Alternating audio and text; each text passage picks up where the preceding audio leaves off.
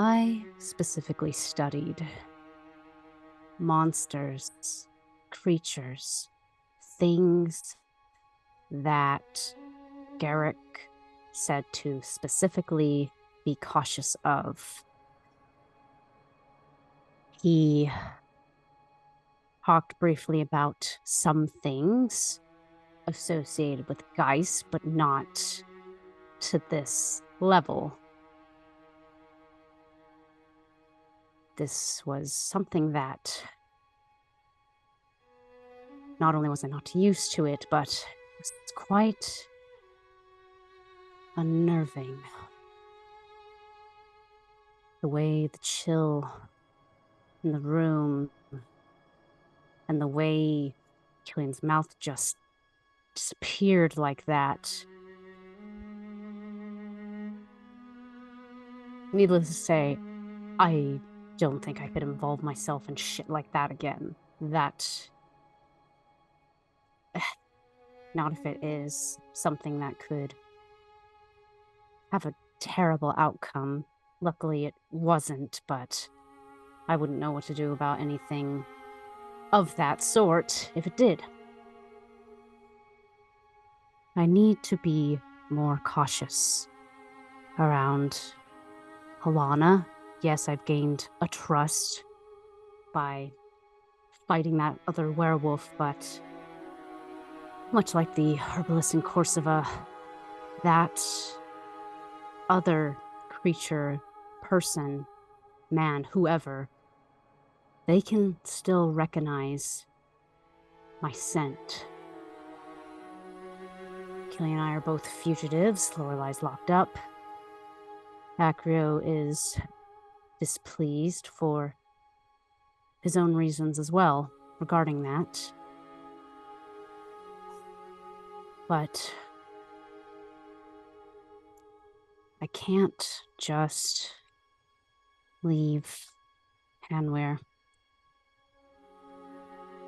because I cannot leave Tiberius in that place. He's the reason why I left Kessig in the first place, and I've been running it over and over again in my mind. What I wouldn't have done, what I would have done if I had gone with him, if I hadn't gone with him, all this other madness, absolute madness, and other feelings I cannot comprehend, and an itch of wanting to just get out. But I told Cillian about the bracelet, which no one in this party seems to be able to keep any kind of secret whatsoever. It was easier when I was on the road and just was paid to do jobs and didn't have to know people that long, but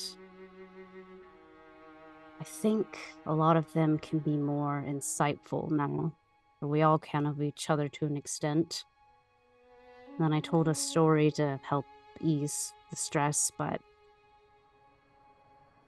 it was more of a lesson I was telling myself. Because when it comes to fire, creating it is easy. You just need a spark and something to burn. But controlling it, it's an entirely different matter. And avoiding burning yourself takes someone skilled, takes a master. I know I'm going to have to go back to either Acrio or Cillian at some point, but for now I just need a moment to myself. I once asked my grandma about mana, and she explained it to me like the road we were driving upon. Some can bend it to themselves, sure, but the way she did it, the way she explained it to me, was that it was the path and not the solution.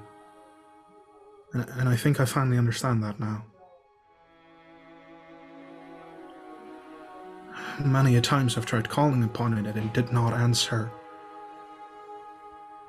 And today I decided to walk among it. And I think it worked. I know it worked. Yes, my building blocks may be red, but the path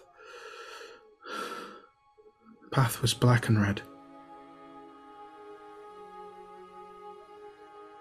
And I communicated with her. And I did it. I did it.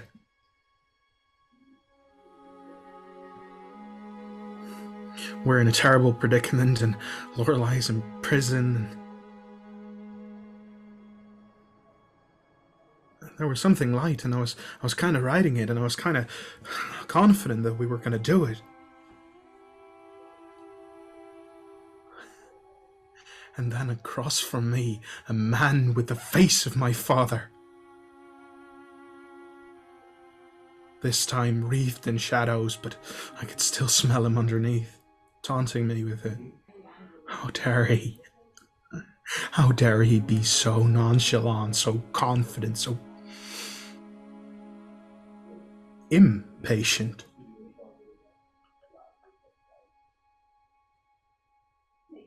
He is no longer content to wait. I hope I can use that. And I hope I can stop shaking on this hotel room floor. Amrita has perhaps the most trouble getting to sleep in this solitary room that's more comfortable than she's been used to in maybe her entire life, despite the veneer of luxury. The room is still chillier than you would expect for this time of year. The nights are still warm during the harvest moon. The orb in the sky has that orangish hue. And as she tosses and turns, it's just the recollection of the words she caught Inspector Mulvane saying that night. We know where they're staying. And just the fact that she knows that she could have maybe informed Lorelei somehow, or Acrio, or done something, but she didn't.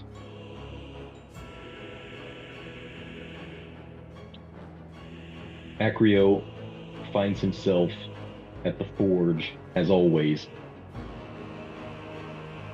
working on this blade, maybe? You're not entirely sure. You're hammering metal, but it's a cold forge. There's no light. There's none of that vibrant heat off of it. You're just constantly raising your hammer and beating on this rod of iron, trying to shape it into something, but it just won't mold. It just keeps twisting in ways that it shouldn't. The anvil is stone. And then you realize it's not just stone, it's a tombstone. And written on the face of this tombstone is Lorelei Fenwick. What do you do? Staring at the cold piece of iron existing within this infinite darkness, with a scene set with this singular tombstone as his anvil, he sets his hand on the tombstone, kind of brushing his hand across the lettering. All darkness can be snuffed out by the light. And rather than let this dark flood his senses and keep working on this cold piece of iron, he sets with one hand on his hammer, his other hand places itself on the center of the tombstone with the metal and a burning heat starts to erupt from his hand as he heats the metal with his own life. Gonna have you make a religion check. I want to use a fire of hope. Yeah. As this iron is heated and you put every bit of your will into it, with the first drop of your hammer onto it, there is an echo, but it sounds like the flutter of feathered wings. You look up and you see this figure. The space is now a misty, almost not entirely corporeal graveyard. The person you might have thought and maybe hoped when you first saw her was Lorelei. She's wearing all black, a mourning type of attire. This black veil shrouds her face. Skin is pale, and the only light you can see from her is this, what looks like a singular white water lily, perhaps, just above her ear. And as she approaches, black wings unfurl from behind her. She reaches down, touches the name Lorelei Fenwick on the tombstone, and you see as her pale gray fingers move across it, the letters begin to vanish. And it's no longer a tombstone. It's the cryptolith. With a sigh of relief that it isn't her tombstone, rather than address the angel, he sets the metal back on the forge and starts going to work once again, not knowing what he's making, but knowing that there's an angel to guide his hand. With each strike from this cryptolith that you had broken off from just outside of Braylett, there is a shimmer of blue fire. While at the same time, Lorelei, you dream of this shadowy mass, this demon you have to assume, glowing eyes like coals, just raising what could be a fist, what could be a club, maybe it is a club-like fist, and just rhythmically slamming it down onto you. You feel your entire body shake and convulse until you're awoken with one of the last strikes to see Bartholomew's face as he seems to be jolting you awake. Immediately, look around, jolt up. Oh, sorry. I should have warned you about that. I tend to struggle in my sleep. It's all right. This place would do it to anyone, I think. He goes and sits back down. You can see it takes up just the very end of the bench on the opposite wall, as there appears to be another prisoner laid out on the bench next to him, a man who's just asleep with a hat over his face.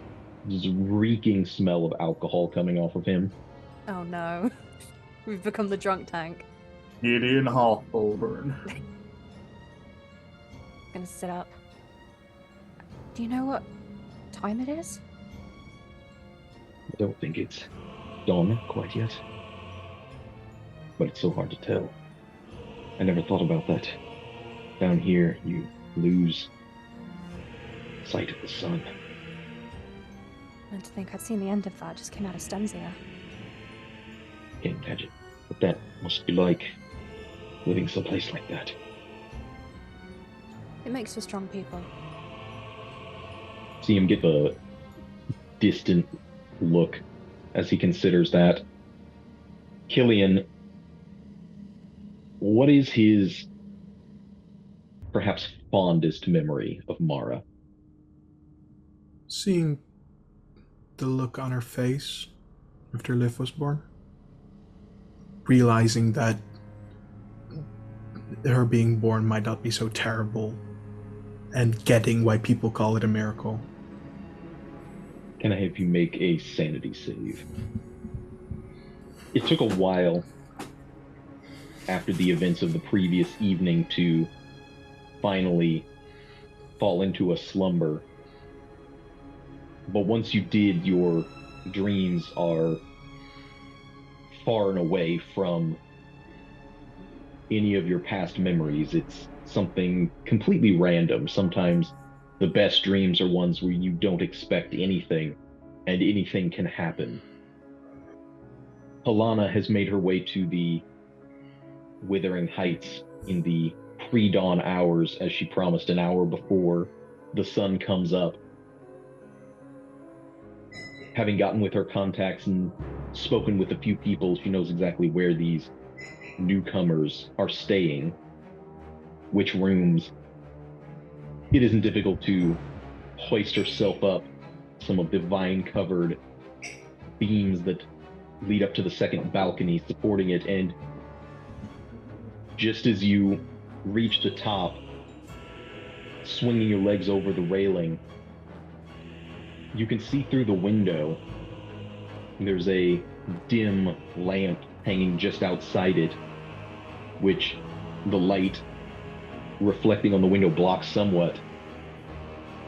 But there's something in this room, and it's Cillian's room. But there's something else in there, something dark and looming over his bed. Maybe it was the movement outside that caught Cillian's ear, but you wake up drowsily, and it's that same feeling of the lack of geists around you. They're just distant, as you don't even really see it, but you feel that presence, something at the foot of your bed just looming over you. And I need the two of you to roll initiative. I was just about to be like, I'm going to raise my fucking crossbow at this. Like, fuck, what is this? And I was gonna roleplay. I was ready to kill. You still can. Cillian is the first to react, though sleepily. Uninvited.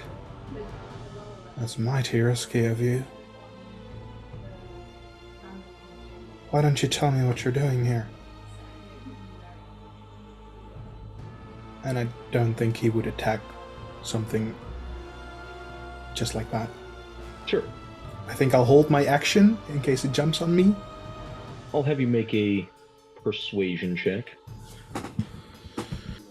Why do I roll terrible every time? Hey, at least you've got the +10 to cushion it. True. It doesn't even have to move. It just extends these shadowy like arms that feel like wings or a tent, something that just seeks to envelop you, coming down toward you with the claw-like shadow fingers. And you hear, it's not a voice, but more the feeling of something. Mine. And it is going to reach its hands onto your head.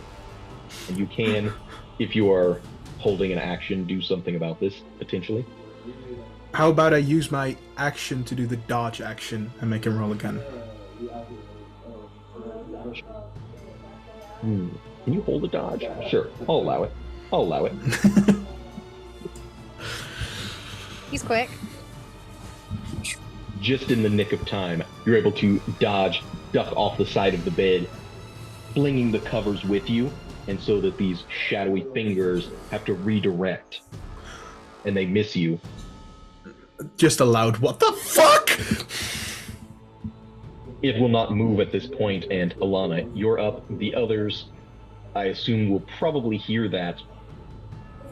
Amrita, already up in the morning, out on the balcony on the 3rd floor, fully kitted out and ready for the day. Acrio still asleep in bed. The both of you can roll initiative for next round. She was probably in the midst of putting her boots on and everything. It's like, You gotta be Just fucking a kidding Cillian me. scream. Yeah. Like, ah. Is the balcony door like locked or something, or is it I pretty mean, easy to how open? would she know that? Trying the handle. As she approaches the door, it depends if would Cillian lock his doors at night? It's actually kind of a tough question. I don't think he would, because I think he would think a burglar worth his salt could get in anyway. Sure. Just make the life easier. Yeah. So yeah, doors open. Oh, I can click it. Mm-hmm. Ooh. Yeah, just gonna run up. Not even really say anything. I think just run up immediately to Piano Shadow Man, and twirl out a silver knife, cut it as she's bringing the knife out, then recatch it and bring it back down to knife and ten. Look lively. The 24, you feel as you flip the knife up to begin with, it does catch in something semi-solid. There's no evidence of like an actual slash mark. There's no bleeding, but it felt as though you hit something solid, but when you go back to the same position, it just completely moves through air. This being a silvered weapon, it will do 5 points of damage. But the second one, unable to connect. At the end of your turn, this thing will use one of its legendary actions to just wrap its claws around Helana, attempting the same thing as before. Oh no. Oh no! You're going to take 17 points of psychic damage as these fingers almost seem to enter through her eyes, her nose, the ears, everything, and just destroying your mind. I'm going to say 17 is probably well above her sanity score, so I'm going to need you to roll a d4. Devour. That's why you wanted to rewatch the. Okay, that's probably the best one. Yeah, of all of them, I think, frightened is the least gonna kill me. Oh. Oh god, paralyzed would Shit. suck. Yeah. Cillian is back up, just half on the bed, seeing this shadowy thing redirect from him to Helana as she has attacked it. I say, come on, Alana, afraid of the dark? And would I be able to tell? Probably not, but I'm gonna ask anyway. If going, because I sort of assume he would keep his weapons on this chair here. Would I be leaving his range if I sort of scoot around her this way? You can get the impression this thing, though it is kind of a large size, a looming presence, its arms extend, look like they scraped the side of the room as they were coming at you. It has an extensive reach. Alright, so I pick up one half of Argon, move over here. You say it could be on the right side of my bed? You can see as you move, and its shadowy fingertips doesn't even have the correct amount of fingers. One hand is like 4, the other is 6, but then they change the number of digits. As it releases, Helana just is like bleeding from her eyes and every orifice on her face. She is quite bloodied at this point. I think the fighting at this point wouldn't even reach what its body would be. I think it's just slashing at all the different tentacles coming at him, one after another. Oh, hell yeah. It's killing it from the top rope! These are piercing weapons, so you'll roll the damage dice twice, short use the sword, higher too. result. Yay, advantage on damage. Yep, that would be a 4. Alright, so it's a 2 both 6. times. However, because you have an ally, I think you would consider her an ally. Within 5 feet, you do get sneak attack. There is a shriek that emanates from this thing, and you start to hear other patrons of the hotel startle awake in the other rooms. And Amrita, you are on the wrong floor, but you hear all of this. First, like, the sound of Cillian's voice, distant, saying something, and then this, like, high-pitched whine. She will follow that noise, trying to pinpoint where it is at. She knows where Acrio was at, but she'll just go on that floor and see if she can hear anything. Let me measure this out. You've got 40 feet of movement. Yes. So if you dash, you can get into the God. hall, You can see the stairs, but you can't actually get to them on a single round. All right, then I remain stuck at the stairs, but try to listen out. Attempt to perceive. Okay. This creature will then reach out both hands toward the two individuals in the room, attempting drain. First on Cillian and then on Halana. Ooh. Oh no, it's Fiddlesticks. This will be for Cillian and then for Halana. Cillian, your constitution score is reduced by 3, and you should make a DC 14 intelligence saving throw. Wow. The same for Halana, though it is a 4-point reduction in constitution. Does that mean an immediate drop in HP? Not for the purposes of this, no. Okay. Your hit point maximum will remain the same for now. For now.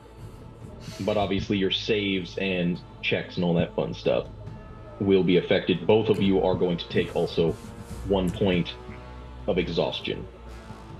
As you each feel this vitality being sapped out of you, just at the touch of this thing, it's cold and it feels hollow all of a sudden. Halana already being frightened by this, what is going to be her reaction? I don't think she's particularly suicidal. So I think, because she knows where the others are staying, right? Like she was aware of where everyone else's rooms were. Yeah, she'll kind of look through the shadows at Cillian, sort of wiping the blood from her eyes. I'm gonna go get the others. And she's gonna disengage and run. Disengage and hoof it. 20 feet to that You door. see nothing but understanding in Cillian's eyes when you do that. It's like his thing. it's just like recognizes like. I get it. I get it. He's like, believe me, it would be me in this situation. And then She would know that Acrio's room is across the hall. yeah, I should go there and catch a breath in the hallway. Speaking of Acrio, Take a nap. just roll over, go back to sleep. Yeah. Cillian's in trouble? Yeah, fuck that guy. Oh, barely He's even trouble. know him. Oh no, Kyle, what? The new guy? Wait, roll a con save for getting out of bed. Sorry, bro. Oh no! Can't get. No! Oh, this bed's so comfy. I'm so eepy. Acrio will startle awake, kind of in the same way when you're falling. Him forging, his arm kind of flexes to that motion, and he rolls over to grab his hammer that's normally right there, and there's nothing, so he just takes a second to process before rolling fully out of bed onto the floor, grabbing his shield and spear, and running in his plain-ass clothes to the door. It will be half your movement to get up from prone, effectively, getting out of the bed. So you can move another 15 feet and then dash if you need to. Got it. So... no, door would be locked. Okay, so I'm there. Immediately, sort of face-to-face slam into... spear accidentally through her. Yeah, colliding with Halana. Like, the first thing you see in this dimly lit hallway is just another visage of horror. At first you almost don't even recognize her because, she's got high collar and hood up, and then just blood all over her face, pouring out of her eyes as you collide with her and quickly realize who it is, but, there's a terror in her eyes. Yeah, so he basically shield bashes her, but he goes back more than her. Falls back on one foot with his spear ready to shish kebab her, and he demands to know what's happening.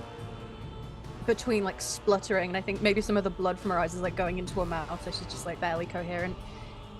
The Vistani, there's some kind of monster in there, some kind of shadow.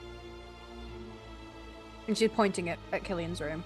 Yeah. Then next turn he'll react to that because he can't do anything now.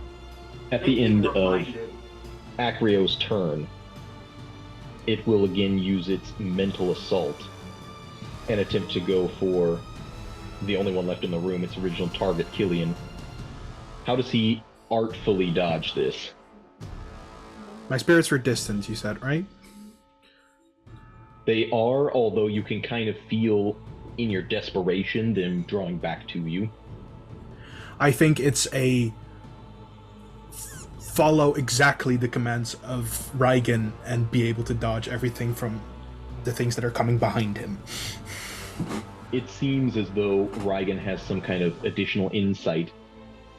Can I have you make a perception check? Unfortunately, Fighting I'm not going to be able to realize anything as you're up. Come on then, open arms. And I shuffle around him. I disengage. 25. Hold an action to attack when it comes in my range. I wanted to position myself better, but that's where I can get. Yeah. Sure. See, Amrita. Yeah, you can get partially down the stairs with your normal movement. I would say it's enough as you're going down to start to see these other people in the hallway.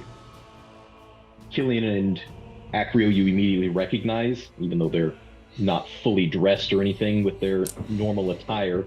Cillian's still somewhat disguised as Leonard Grine, and Helena takes an extra moment, but then you see, like, you smell the blood coming off of her, and that scent you recognize. Anything she would do, or just continue to dash to get to them? I continue to dash because she doesn't know what's happening. Probably goes to lift up this newfound bow, but she finds that maybe the glow never left the oath bow at all, and it leaves her perplexed, and it almost feels like an extra burning sensation when she goes to light something else up. It feels off and just like, it's not supposed to go that way. And she'll light the axe. The hunter's ally. Yep. The other three can see Amrita quickly shuffling down the stairs, Longlegs skipping each step as she moves into the hallway and pulls out this weapon Acrio had created, and instantly flames burst from the axe head side of it. This shadowy thing then becomes visible to all the rest of you as it just shifts into the light of the hallway, still keeping a bit of a distance from all of you. It's like it tries to hide in the shadows, but it can't. With the open doorway and the light coming in from the hall, it's completely exposed for a moment as it will use its reach. Yeah, it's going to have to go for Cillian and Helena again. Even with a reduction from being bloodied, that won't hit me. Something about being in this direct light. It reaches out, but its hand starts to flicker and vanish. And as it reaches for the next, like, its whole body, it seems is like flash paper, starts to burn away. At the end of its turn, it is either melded into the shadows or vanished completely. And Helena, you're up. Your fear effect will end as it is no longer in line of sight. Adrenaline still racing, heartbeat thumping through your chest. She's gonna look around at the three of them like, what the fuck was that? Monster hunters. Any idea?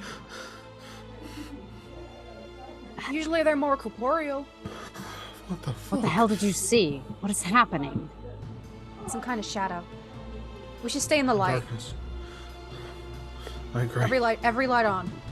And she's gonna move to stand directly under this hanging light. Gonna whip out the heavy crossbow. I think she would hold, not a silver crossbow tip, but just a regular crossbow tip, just for when that shadow thing reappears. She's gonna blast it. Yeah, this heavy crossbow is a extremely well-crafted Teal and Vesson Nephalian-made piece of artillery, and you have it locked and loaded. What is Acrio's reaction to seeing this thing and then it almost instantly vanish? He'll move to the door. He'll move inside into the darkness just a little bit, holding up his spear and holding an action. Sending Flame does 2d6 now, right? Yeah. Yes. Yeah, I'll hold the Sending Flame.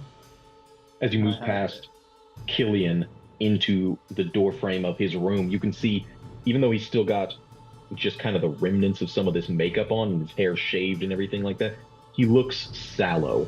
He looks exhausted and drained. I move over here. I use this lantern to light my own. I have a hooded lantern of my own. Mm-hmm. Let's see. And my bonus action dash to go like there-ish. Make your way down the hall past this obvious replica of a Vanite, past the bookshelves somewhat, just getting away from the room that you had just been in. I'm just trying to illuminate any dark corners where it might be hiding. Mm-hmm. Okay, is using my Hunter's Bane, that's an action, right? Can you Or post it wait, real that's quick? more survivals checks. Never mind. I don't think that'll... It's not specifically an action or anything, but it's GM dependent on the situation, so it gives you advantage on certain types of creatures. I would say it would probably be an action to try to focus and glean as much information, looking at the way Helena appears, looking at the way Cillian looks drained, the fact you saw this thing move into the light and then vanish. So you can make a history or religion check, your choice, and it will have advantage. I'll do history. With a 17, you recall something about a creature or maybe a fiend of some kind. You're not exactly sure the status of it, if it's a demon or a lesser demon, but there is an entity that exists kind of on the edge of the border ethereal with the spirits of the dead that has the ability to sap vitality and play on emotions. You know what this is? It's some kind of fiend. It's in between here and the ethereal. Try to not let it touch your skin at all. It plays on emotions, vitality. Likely a Heim. Would a Heim Now, ring any bells to Helena? probably not in her experience, no. Yeah, I was gonna say, she seems like she She's deals not with corporeal shit. Diabolist, so yeah, it's not really her area. Got it. First, it will use a bonus action for reasons. You see it remanifest. There's a chair next to this row of books, and the shadows beneath the chair, as Cillian is holding out the light, just start to manifest from under it, and this entire thing brings its massive size out from under that into the light. You see it wanting to shirk away, but reaches out again toward you, Cillian, as well as back toward what is not dressed as a Cathar, but clearly has some affinity toward. I can't So, use my Cillian- reaction, can I? And Acrio. I was going to ask about Blood Curse of the Eyeless, but it would not help either of them, so never mind. Gotcha, It yeah. actually would have missed me if I was Yeah. in my fucking armor. But here I am, sleeping in for the first time in forever. Helena For was the holding an first attack. time. Was anyone else holding a ranged attack or something that has distance? Me. You can go ahead and do that as well. Seven. Dex save. Alright, before it does the deck save, Cillian, gonna take another 3 points of Constitution drain. I'm gonna need you to make another intelligence saving throw. Oh, this fucker's nasty. Oh. This time, no additional exhaustion. Oh, wait, if I'm Alright, exhausted, do I gone, have a guys? disadvantage on the attack? No! One level is only ability checks. Okay. Next level reduces your speed. 3 levels of exhaustion affects your ability to attack. Okay. I wasn't sure. I think as Acrio. I'm drained, my skin lightens a little bit. Oh no. Acro is going to take 1 point off his Constitution score and a DC 14 intelligence save. That's not great. One Weird level of question. exhaustion. I can't uncannily dodge this, right? No, because it's not hit point damage. And it will make a dexterity saving throw against this. How does this ascending flame look when it's cast by Acrio? As it reaches its... Ouch. Well, that changes how it's going Better to on be. a save than on an attack. As it starts to grab his face, he kind of raises his foot up in the air and slams it into the floorboards. Not aiming, just hoping that this rising pillar of holy magma hits it, and it doesn't. And as soon as it hits the ceiling, it kind of flashes away. As this creature very easily moves around the light, because it is in the bright light of Cillian's lantern. At the end of its turn, it does burn away again off of the material plane of existence. This fucking light is hurting us more than it's helping us. Halana's back up. You did get a well-aimed shot. It went through it. Like, you could tell that it punctured center mass, but then as it re-vanishes, the shadows dissipate in the light. You can see the bolt stuck into the wall. So if the light's hurting us, should we put it out? Kind Are of these lanterns? They're hanging from the ceiling, right? daggers back. They're on pillars, like the pillars that hold up the ceiling. It's like a kind of eye level just above. Oh, kind of like a sconce situation. Okay, cool. Okay, if they were hanging, I was like, if it shows up underneath one, we could just like shoot it down and drop a lantern on it. Should probably lay a trap, but I'm not entirely sure what that might entail. I don't know if we have time. That might take a bit. Yeah, if the lights hurt, we don't really have dark vision. Fuck, I don't know what to do. Ah. One does, but shh. You won't be able to see. Exactly. Yeah, if the light is making it disappear, I think Halana would put the lights out. Seeing that it's starting to disappear, I think maybe she would snuff out this one directly below her, but leave that top one on, and probably stay near the light, but leave areas of shadow for it to appear in. Would that be my action to just I would snuff it say you could use your action to snuff out as many as you would like to, because the one you notice, like, there are several hanging in this room. It doesn't create that much darkness. Any ones that you can get to, you can do. Yeah, I think she'll also snuff out this one next to her as well, because Cillian's got a light. She will get over here and also snuff this one out.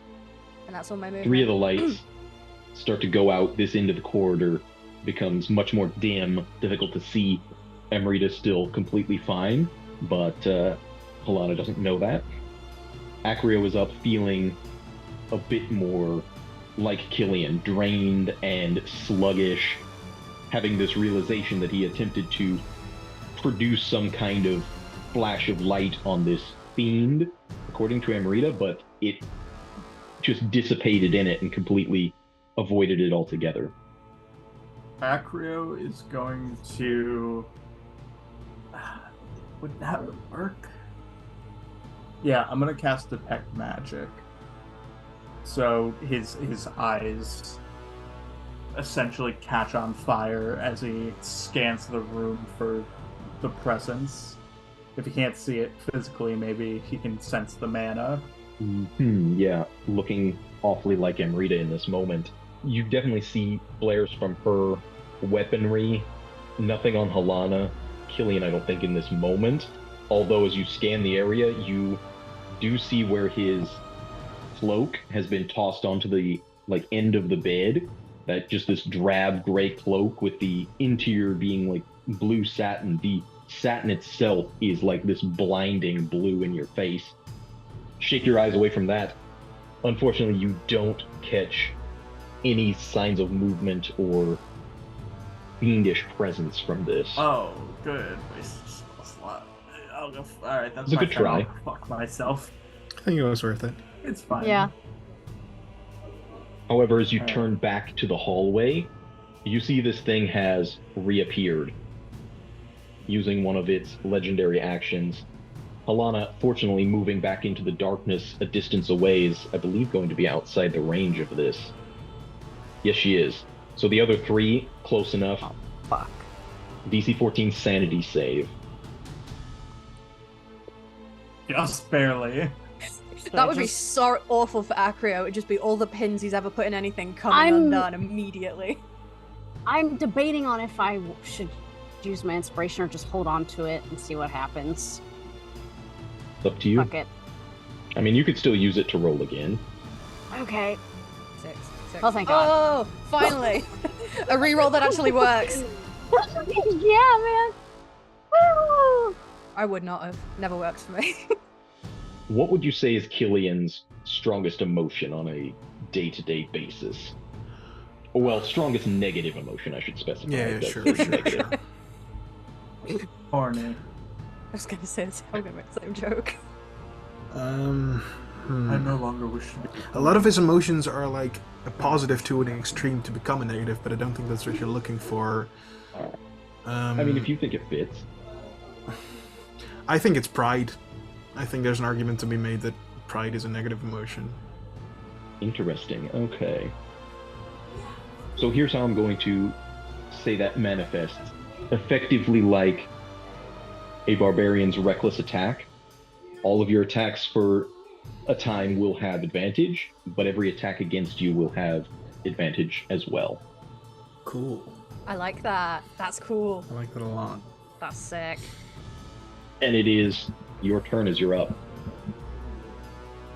Okay. Creature has not yet gone invisible. Again, once it has, still standing in the light, recently appeared. I think with this negative emotion, the draining, I don't think he would want to put his lantern out. I don't think he's in that state of mind. He keeps it on. Lantern in one hand, sparse clothing that he was sleeping in, so probably like undergarments, and one single half of argan. He just, okay, I can do this. I'm still hot, and I rush forward and almost use it as a spear, just a straightforward, straight stab. And that will hit. Jesus. 21 points of silvered weapon damage to the fiend. Again, you hear it shriek. People are starting to peek out of their rooms at this point, see what's going on, immediately slam the door behind them. They don't want any part of this bullshit. I'll use sneak in the attack. Okay. I think my silvered weapon leaves this like silver slash to its core that stays for a second and sort of marks a physicality of him. I like it. So next creature that attacks will have advantage and will deal sneak attack damage as well. At the end of your turn, however, it is going to reach out with these hands, going for your face with your prideful chin up, lantern held aloft. And Cillian is going to take 18 points of psychic damage. Unless you have a will way uncannily to... dodge this one. Okay. Armor class is 14, so I can't do my Gathered Whispers thing. Just not quite. So smug, you just will the psychic damage to not hurt as much. Not today. Which is fortunate because... Brings it under my sanity score. Yeah, I'll go with that. I like it. Oh, yeah, it makes sense if it would be just a raw damage, but thank you. Yeah, but I think the fact that you did reduce it, so the damage taken does not exceed your sanity score. So yeah, don't have to roll anything for that. And Amrita, you are up. And unfortunately for her, even though she doesn't realize it, when she does go to attack it, it's not going to be advantage because the other thing makes all her other attacks disadvantage, so it'd be a straight roll if I have that right? Mm-hmm. Correct. But yeah, I like to imagine she goes to swing with the axe, but Cillian would probably notice that the fire, it's like something's wrong with it. Like it's flickering in an irregular way. It doesn't seem normal, but she will attempt to hit it twice because extra attack, baby. The first one with this opening left by Cillian and his silver blade, you slash directly into that. This thing shrieks and shrivels and convulses slightly, but as you swing back the other way, the attack will miss, and as is moved slightly. You can go ahead and roll your damage with a... You do have the Crimson Rite on it, right? Yes. So it's considered I forgot to add the nice. Crimson Rite. I'm sorry. So, do I need to roll the fire? I forgot to do that. Something about the way you hit and this slash had gone through it, and then on the return swing, it's like that space was burned away by the fire and almost like caused you to miss because of that. There was seemingly no additional damage dealt by the fire itself. The light of it pushed it out of the corporeal space, but not in a damaging way. On its turn, Cillian, you can see something within the space of this creature. Like a face, but not on the face of it. There's like a screaming wail from within it. Something geist-like that's trapped on the border ethereal, as this thing will reach into itself, grab onto this soul, and destroy it. And expending one of the souls it has in its possession, use this.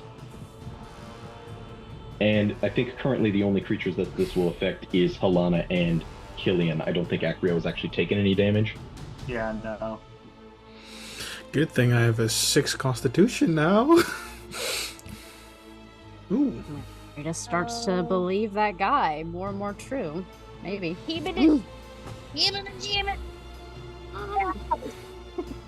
Oh, I'm going So down. Cillian's going to take 10 points of necrotic damage. And Halana, in the darkness, does she make any sound?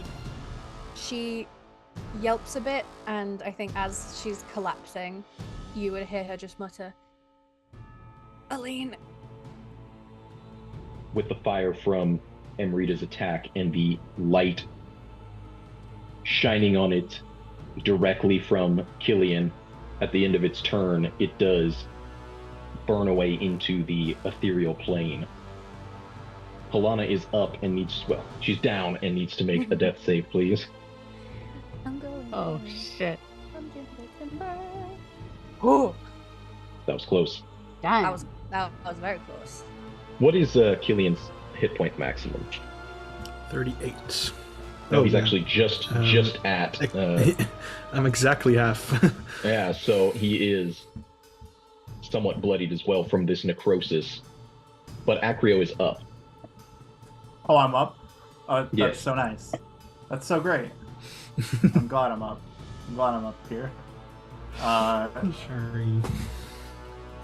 What are you apologizing for? Jake should be the one who's sorry. That I left my lantern on, but I think it would make more sense the rightful guy was gonna go for stabby stab. Okay.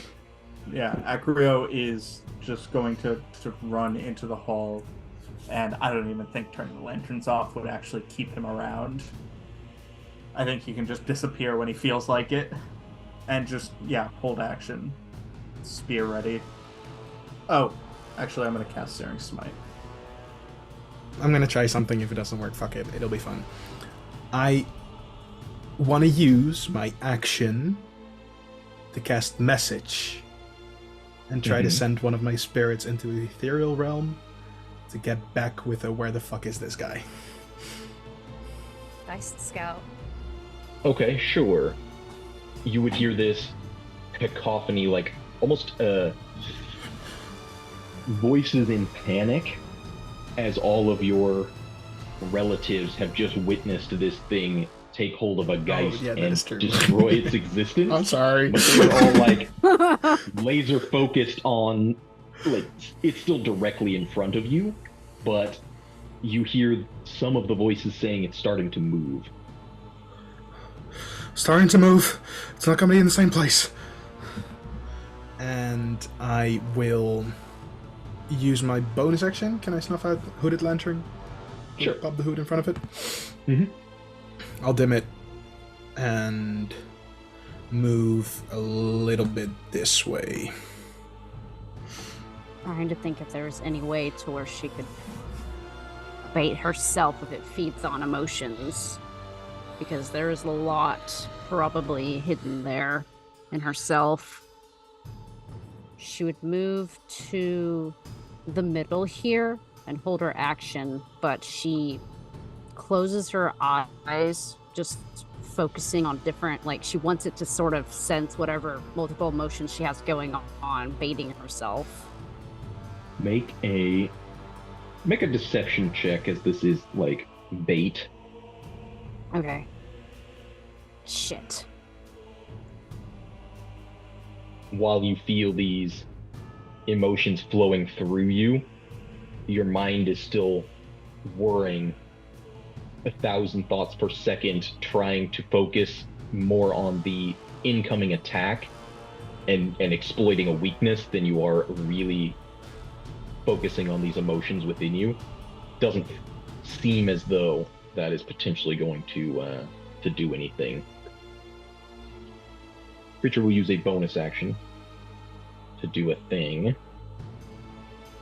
Acrio, you are poised and ready, but then you just get this prickling on the back of your neck and spin on your heel. You see this thing in the shadows of the door behind your own room as hand starts to reach toward you from the shadows. Yeah, both hit. Both? Okay. Even with your shield that you do have? Yeah, I have a 10 plus, 13 hits me. Okay. Can Amrita attempt to throw the axe one time? Can you see this creature from where you're standing? She can't. Never mind. Like, you see these wispy shadow-like tendrils reaching out, but the bulk of the creature that is, like, actually there is not. 2 intelligence saves, please. So that's only going to be 1 level of exhaustion, unless you have something you want to add to the 13. No. What is his con score sitting at? 9. Okay.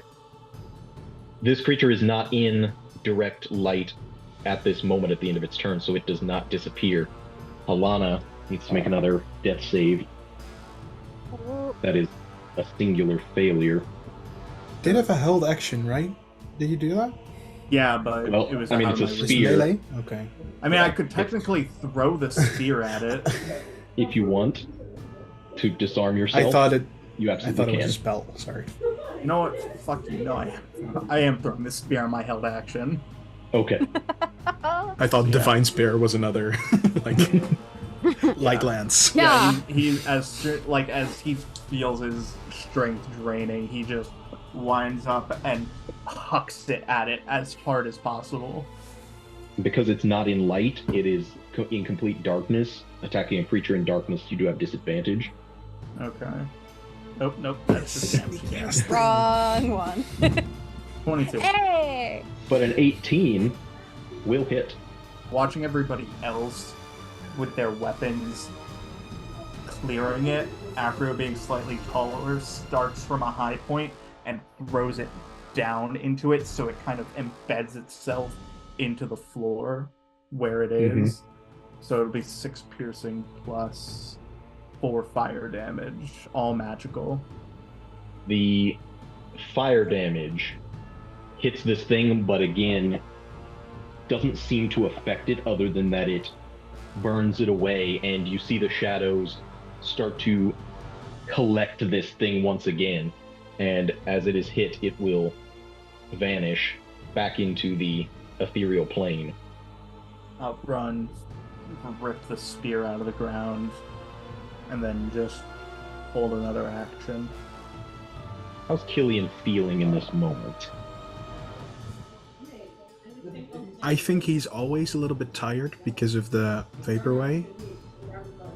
And that exhaustion is not additive, it's cumulative. So I think he is struggling with every step. I think he's fighting against both disease and what this thing has done to him.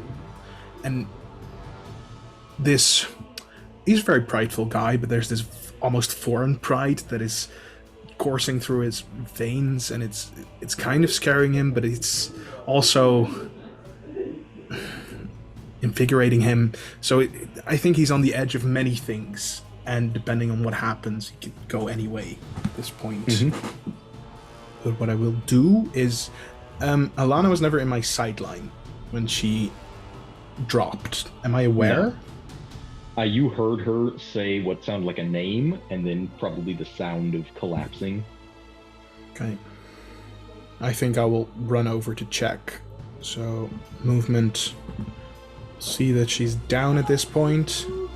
I communicate that to the group. And I think I have like 1 or 2 needles hidden on my person when I'm this scarcely clothed. I put my lantern on the ground, grab one of those, and hold my action for a single needle. I imagine because she doesn't know what's going on with the flames flickering, and there's that still awkward, weird, intense burning as if she was a child again, the flames in her eyes begin to dim, and it does on the axe as well, to where she just shakes it off, but the flame itself goes out in her eyes and on the blade, and she just holds it, looking around again, having her wits about her, looking over here, but standing like in complete darkness at this point. Just outside of Cillian's lantern light in the darkened hall, your eyes pierce through the darkness, and you don't see any of the shadows coalescing or moving at all. Then can I have Halana make one more death saving throw, please? Don't Everyone roll. cherish really the horrible. lesbians. Oh fuck. Not looking great, as far as Cillian can tell. Acrio, you're back up. As you step into the hall, you can see the silhouette of Amrita with Cillian's lantern behind her, him, blood trail following behind him, this new woman's body laid out at the top of the stairs. You just hear, as if like just behind your ear, this whining, incorporeal voice.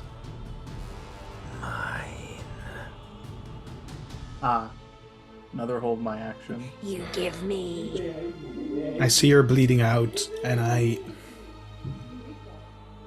Cillian might be for his own survival, but he saw that she was as well, and I think there's some respect there, and the fact that she almost didn't hesitate to help them, like invited them into the place she called home here. I think he will kneel next to her and try to stabilize her with like old knowledge from I think one of his aunts was probably a healer, and I will use my inspiration to automatically succeed on that. Nice. That will be useful, because with exhaustion, it takes a lot to even figure out, like, she's bleeding from internally in her head and this necrosis that took over. So it's hard to figure out exactly what to do even for a moment, other than just stopping the bleeding, like propping up her head, so she, blood flow's not pouring out of that anymore. But you do think that you have managed to cease most of the bleeding that's coming physically out. Internally, it's hard to know for sure, but you've done everything you can. I think she would walk this way as well, looking, and just maybe try to bait herself again instead, with the flames and everything now gone and completely out. Have you make another deception check. Balls. This is interesting. What is it for Amrita that causes her, like, logical mind to preempt her emotions in this moment? She closes her eyes, furrowing, just like her brows furrow, and she feels herself gritting her teeth, just trying to put all of the emotions that are not supposed to be together in her head, basically disregarding everything Garrick had taught in that moment and trying to focus on them all at once, since it's used to be like, it's usually been chaotic in the past when they've all been together like that at once. But because of being around this group the last few months, she's worked hard to get rid of that rage almost and never utilize it unless necessary or have them all combined at once. But she almost is too calm in this moment, but ends up just throwing her axe against the wall. Instead of trying to bait herself, she just throws the axe against the wall to show that a little bit of rage. It thunks into the center of the painting across the way from you. This city of Raven, sprawled out in light above the Lake of Herons, just lodges into the wall. It's not here right now. It has not appeared. Another hold action. Keeping the shield high and the short spear designed in the symbol of Avacyn, much smaller obviously than her actual spear, though I don't know that you've ever actually seen it. You've seen it depicted in art plenty. Yeah. You feel yourself exposed, tired, moving every direction. You don't know where it's going to come from, focusing on the darkness, both in the room and down the hall, but as your heartbeat is racing, nothing ever comes of it. A minute passes. Cillian seems to have stabilized Helena, but she's still unconscious.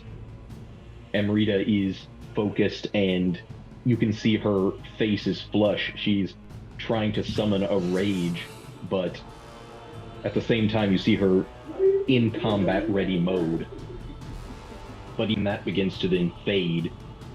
People start to peek back out of their hotel rooms as everything's gone quiet. Attendants, bellhops start to come up the stairs near Helena, asking what's going on, what happened.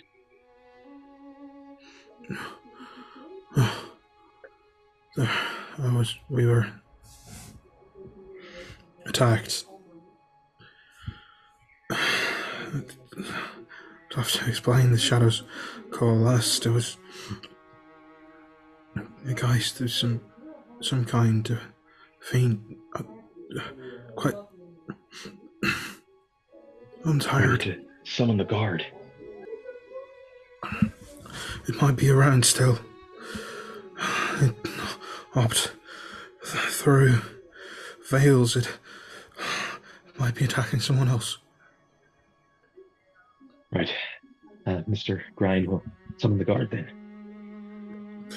Thank you. I need to sit.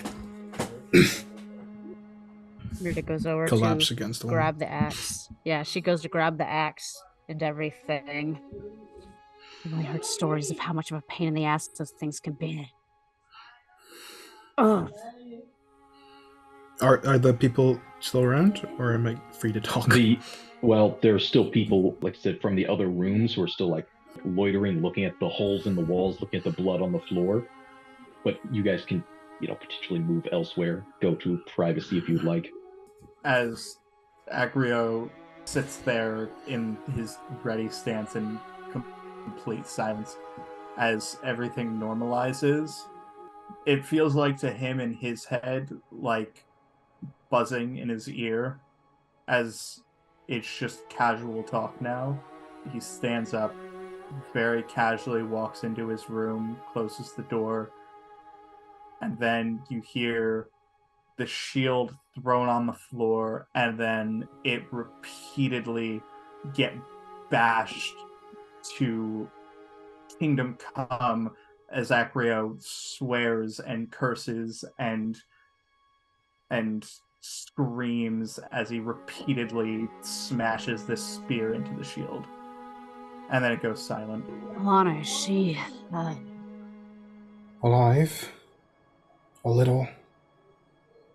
I tried to do what I could. Most of what that thing did was inside your body. There's not much I can change about that. I think where was it at? Where did you see it? It was over my bed. I think it was. Let's get in my room. Here, can you carry her? I don't think I can right now. I don't think you can carry yourself. You both... Never mind, we'll figure that out in a second. Get Acrio. I think we need to let him be. These days are frustrating. And yeah, Amrita will try drag to take myself one into my part of room. her body. Yeah, she'll try to take part of Helana's body, not fully, but it's has to drag her a little bit by the feet. Mm-hmm. Leaving a smear of blood in the hallway behind you. Is the group going to attempt to avoid the constabulary when they appear, or have a discussion with them? What's the plan? No, Cillian would have a discussion, even though he's at disadvantage and very tired. So this time he uses to get the clothes back on. He wanted to put on the cloak, but instead he folds it up, hides everything of Cillian's in and around the room, and make sure that the makeup that I've sweated off and wiped off and half is on the bed is fixed again. Mm-hmm. Yes. Are you proficient with disguise kits right now? I'm not. Okay, that's fine.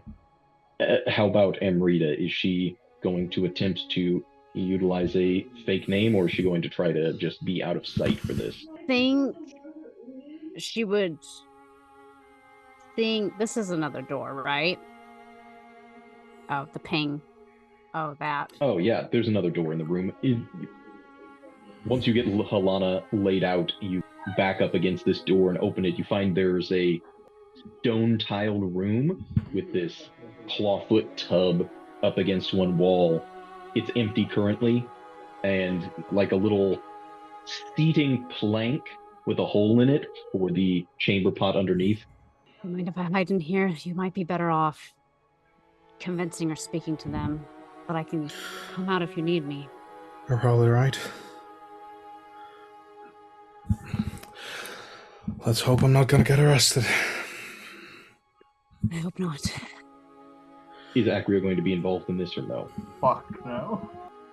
You can hear the boots coming up the stairs, the brief discussion of the blood on the ground before these armed crossbowmen and the sergeant in charge of them enter the room where the blood has been smeared on the ground, see Helana on the bed, and what is Cillian doing in this moment? Attending to her in a sort of afraid husband way. Okay. Gotcha. Go ahead and make a deception check with disadvantage to begin. Hell yeah. Let's go, disadvantage, mother... Okay. Come on, I believe in you. I believe in you! Yay! They seem to buy it as well, as the guards respectfully take up a position on the opposite side of the hotel room and wait a moment for you to finish attending to her. And the sergeant will step forward, pull up the visor of his helmet. We were told your name was Mr. Grind. Can I see your gate pass, please? Of course. Should be...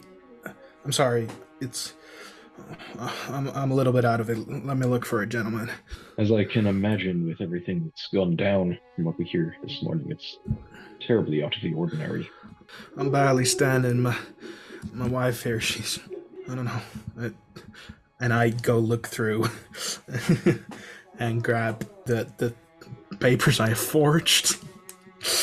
And I hand them over nonchalantly. Mm-hmm. And I will have him make an investigation check. Fortunately, though, you rolled a 23, so that is like neck and neck. You see a level of suspicion as he's like looking closer at the paper and at you. It's still dim light in the morning. There's a pause before he hands it back. Very good. Now, please, tell us what happened here. Do we need to call for a physician for the woman? She seems to... Yes, please. I didn't want to leave her. No, of course. We Nods back, and one of the other guards goes to leave. We were asleep. It was an unrestful night, and I woke up to darkness, which is not unusual, you know. But this darkness, it was something else. It was. Okay, I'm not metagame. I want to discuss something, but I won't. You don't have to go into every single detail. Effectively, Yeah. Are you going to give the truth, but in enough of a slant that, you don't reveal any information, or is he going to try to, manipulate the story? Yeah, that's what I wanted to discuss. Because Acrio told us that Mulvane wanted to put us on an investigation, and I don't want someone else to go steal the glory. But he did also say stay out of trouble. Sure. But you weren't there, so. No, I think Cillian thinks the best lie is as close to the truth as possible. So I'll describe the monster. I'll describe what it did, how it disappeared, but completely without any context, not anything Amrita said about it, not anything I know about the ethereal plane, not anything. I think I'll mention, because people were looking outside, that other people came to help at our beck and call, and that's what finally pushed it away, but that I don't have any idea where those people went, and I thank my life for them. Mm-hmm. I'll have you make a persuasion check. Again, it's going to be at disadvantage against his insight on this. Sergeant seems to take some notes. It appears as though he's listening intently. There's a moment where he, again, looks you over. You see his eyes just track down to where he had given you the paper back, and you had taken it wherever you had put it in your pocket or on the table. He looks at it again, and then just back up at you. Very well, then. We'll be in touch. Need to have someone put on this matter. If there's a fiend of some kind in the city of Henry, highly, highly unusual. Need to see into that. Please, sir, before anyone else, it popped up out of nowhere. You need to find it. You need to kill it, because someone else's wife might be. And I sort of going into this afraid little. Have you ever had experiences with fiends before? Any past targeting? A fiend, that being like a demon, like one of those hellions that fought against the angels. Could be. I'm afraid not. I mean, I've had my run-ins with some things back in Stancia, but nothing like this, no. Have you make one last deception check. With that, the sergeant seems to be willing to wrap this up. We'll have a physician here in time. Have a good day, Mr. Brine. Thank you, Sergeant. Sergeant. He and the other guard will then exit the room, closing the door behind them. I immediately do this. Exhale. Just victory Fortnite dance. Yeah. But slow and fatigued. I go listen at the door, make sure they're gone. Mm-hmm. By this point, the sun is beginning to rise, giving everything a little bit more of a lighted appearance. The shadows are not quite as intense in this room. They're gone. I'm a genius. Amrita opens the door. Wow, very impressive. Alright, so there's gonna be a physician in not long. I think you should probably go to your room. We'll wait that out. Hopefully get Alana back to consciousness. Sure. But what if it tries to come back? It's probably gonna, but we can take him. I could stay here and wait, but most of the clothes is upstairs. It wouldn't take me but a moment. If I were to guess, I don't think it'll come out in the sun. I think it's probably stuck wherever it is. And I think I called it to us with... I should be more careful. I'm not experienced in magic and mana, and I think I let it straight to us. But something else, I think, is... This must be it, right? Thing that got her? The Geist? Maybe. If what that man said was on the street was true about there being a potential Geist-killing pearl, maybe that was what was it. It wouldn't leave wounds. It even had Geists trapped. And remember how she was distant, or... I couldn't call her. I could only communicate with her. It's some information. Maybe it's enough for Mulvane. I don't think so, though. Probably not. I'll come back. I need to go get something so I can cover up at least this part of my face, pointing over to the right side with the brown eye and everything, and put my hair up or something. I do that. I'll wait with her, make sure she doesn't fucking die. My bad. It'll just take 2 minutes, okay? Well, thank you. The day's just... It's morning. I want to sleep again, but I can't, because if I do now... Thank you. I don't know. If things would gone a little bit worse, I don't think. Thank you for still recognizing me. Well, I recognize almost everyone's screams at this point. That's a weird thing to say. I will be right back. As do I. Scream expert. Acrio's potentially bassy. Amrita can collect her things, turn in the key. She was only paid for one night in this room. Bring all of her things back onto the second floor and either reconvene with Cillian or check in on Acrio, your choice. I think she would, before she goes to open the door where Cillian and Helana are, she will lightly knock on the door. There's no response, just sound of plates shifting. Yeah, they're just... Unless she sits there for 10 minutes, it's 10 minutes of metal. Yeah, he will hear her just say before she goes, and he hears that she's using the fake name that she has. It's Ortelia. I'm gonna go over here with Leonard, and we're gonna keep an eye on our friend, but a physician is coming. That's all.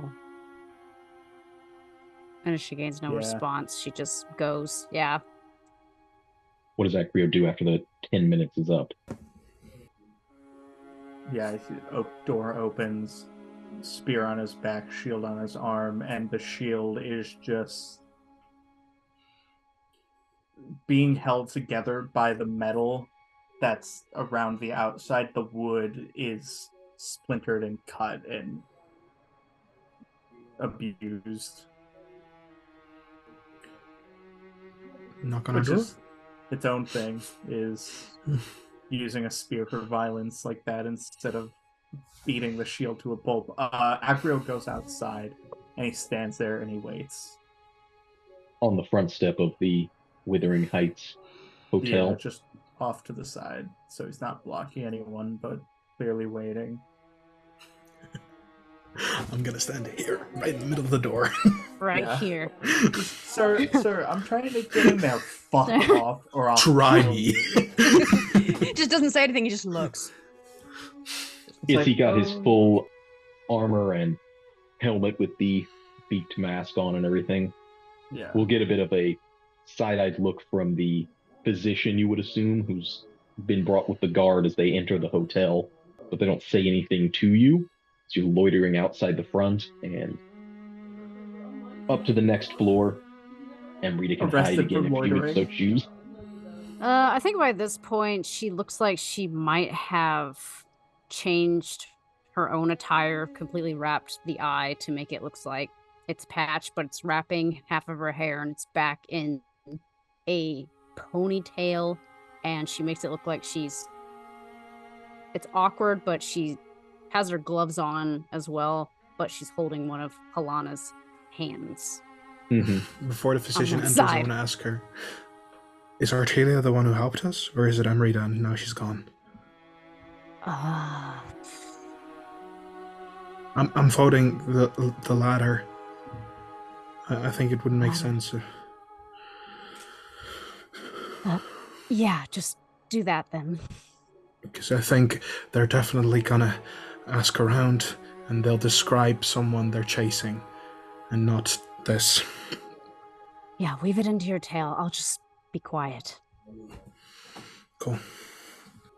Neither the physician or the guard that brings him will ask about the situation other than the wounds, and doctor's not able to do much more than you did. We'll give her salve to cover up some of the, necrosis that had caused her to bleed additionally. Halana, if you go onto the character sheet, you should be able to actually. You will have to wait for me to change something real quick because your con modifier will not be that. We'll go with that right there. You should be able to hit the little 3d8 next to her hit points. That will be what she receives in healing from spending hit die from this doctor. That's sick. Constitution still drained, and she did she get a level of exhaustion or no? Yes. Okay. Still looking exhausted, but wakes up and looks at the well-changed Amrita, though you do still recognize who she is. The physician gone? Eventually, yeah, after they make notes and tell her to rest and don't move and, all the things she's definitely not going to do, they will leave. I'm enjoying playing her husband. Lay it on thick when the physician is still there. And after they're gone. Hi there. Thank you for not dying. Not exactly my choice. What the hells was that? It is something that is called a Time, a fiend in between the ethereal and regular world we're in. Right. I think it's what killed Pern, and I think I called it her when I did my seance. Or to me, at least. Great. Did you defeat it? Is it gone? Very much not so. Kinda hard to get a grasp on something that disappears like that. But it's still out there. Yes. Yes, it is, and it's striking. Multiple people. It had guys stuck in it. I'm not sure what to do. Where to chase it. How do you track something that doesn't leave prints? Maybe we don't chase it. Maybe we bait it.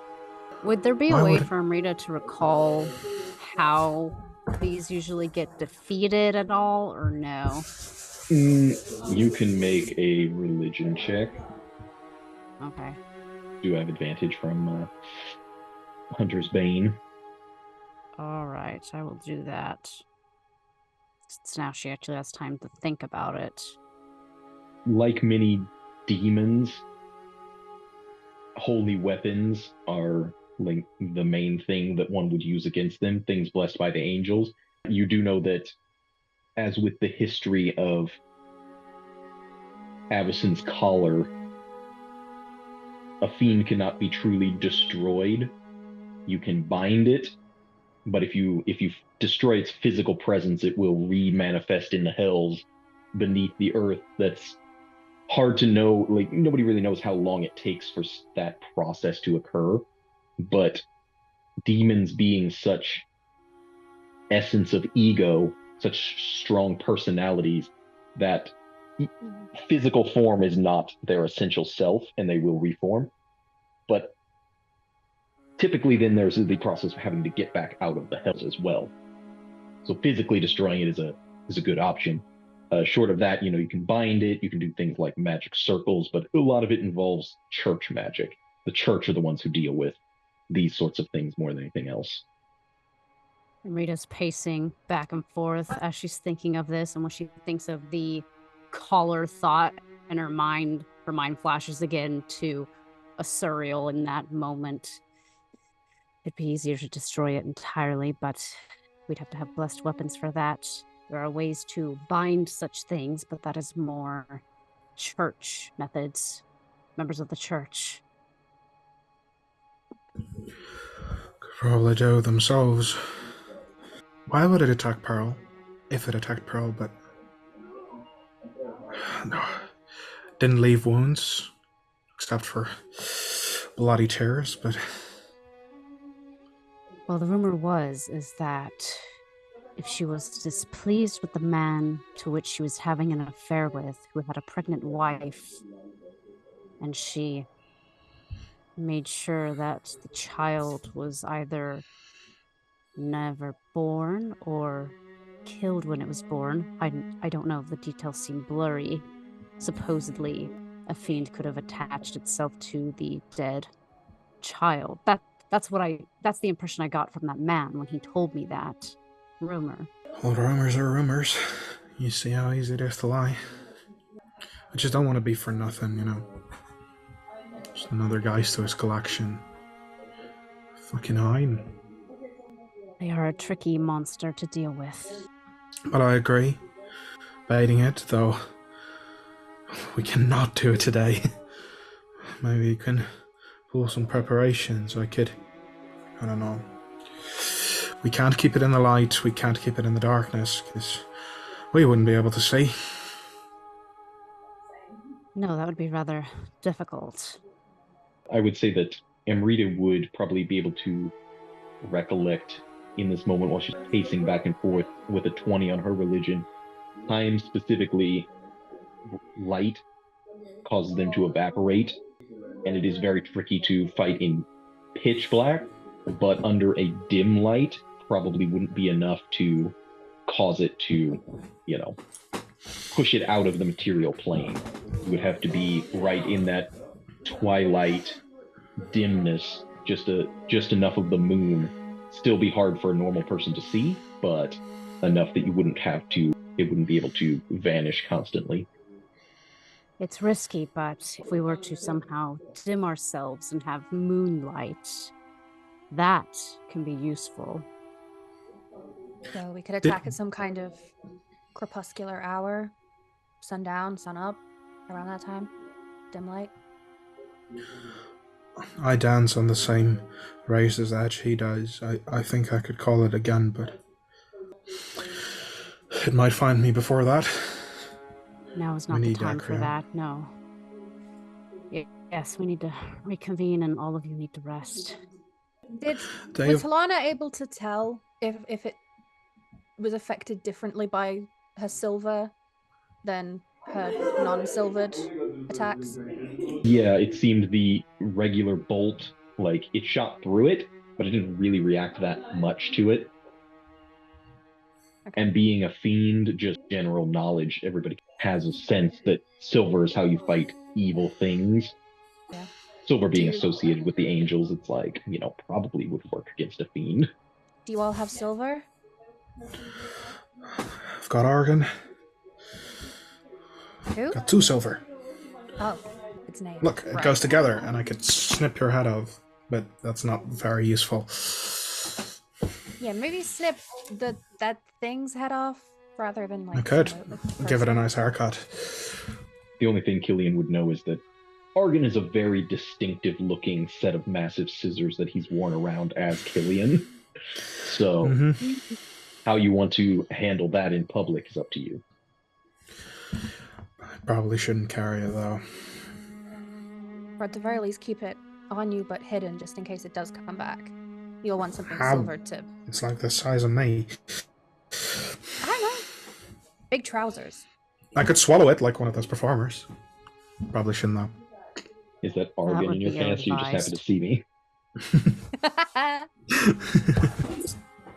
So wear them like stilts, just... We could ask, I Acrio don't know. Yeah, that's what I was going to say. Yeah, he probably has the rest of our silvered weapons. He might be able to. He's a fucking master at metal. He might be able to, I don't know, shape it differently, make it into a different weapon. I am attached to this, though. Look, there's a family tree on it. Impressive. Pretty sick. Yep, but now he always looks at me like I'm a fucking new guy. A very, very long story. It took me like months to actually tell these guys. Right. Does it involve this demon at all? Yeah, Fall's a different sort of demon guy. Unless that demon is want to attack us as well, I think we focus on one at a time. That's what I thought. Though he did visit me last night. Look at him, Rita. Her eye probably widens, the one that's revealed, but she sits again, just sort of focusing, looking over out at the window. Did visit me last night. Maybe. Right, Helena, you're good at secrets, right? You seem like a girl's good at secrets. Sure. I want a resounding yes. Resounding yes, then. Thank you. A while ago, a guy fucked me over, a guy called Malcolm Mulvane. Dropped a curse on my ass. Curse, a being, a something. I'm sort of dying already, and when I'm gone, I will be completely gone. Not only in physicality and personality, which will be dearly missed, but also in the minds of everyone. And it's become a little more proactive. A few weeks ago, I got pulled out of the memory of my dear friend Acrio, and now he's always sort of giving me the cold shoulder, because who wouldn't give the cold shoulder to someone who pretends like they know you, even though they're a new guy? You know, it's easier to just say these things. I was like, I need to keep this secret. Blah, blah, blah, blah. Fuck it, everyone can know. Oblivion is an asshole. It's like while Cillian's talking about secrets and all that, and Rita is silent the entire time. Her mind is racing. And she's just it's like, oh, it's so much easier to tell people secrets. It's just like, yeah, like she's definitely fidgeting, and he would see that she seems to be doing this habit a lot. He's noticed, reaches up her right hand and like touches the left shoulder beneath there, like that part of the skin, like some itch, even though nothing's there. And he did visit me last night. I only saw him once before.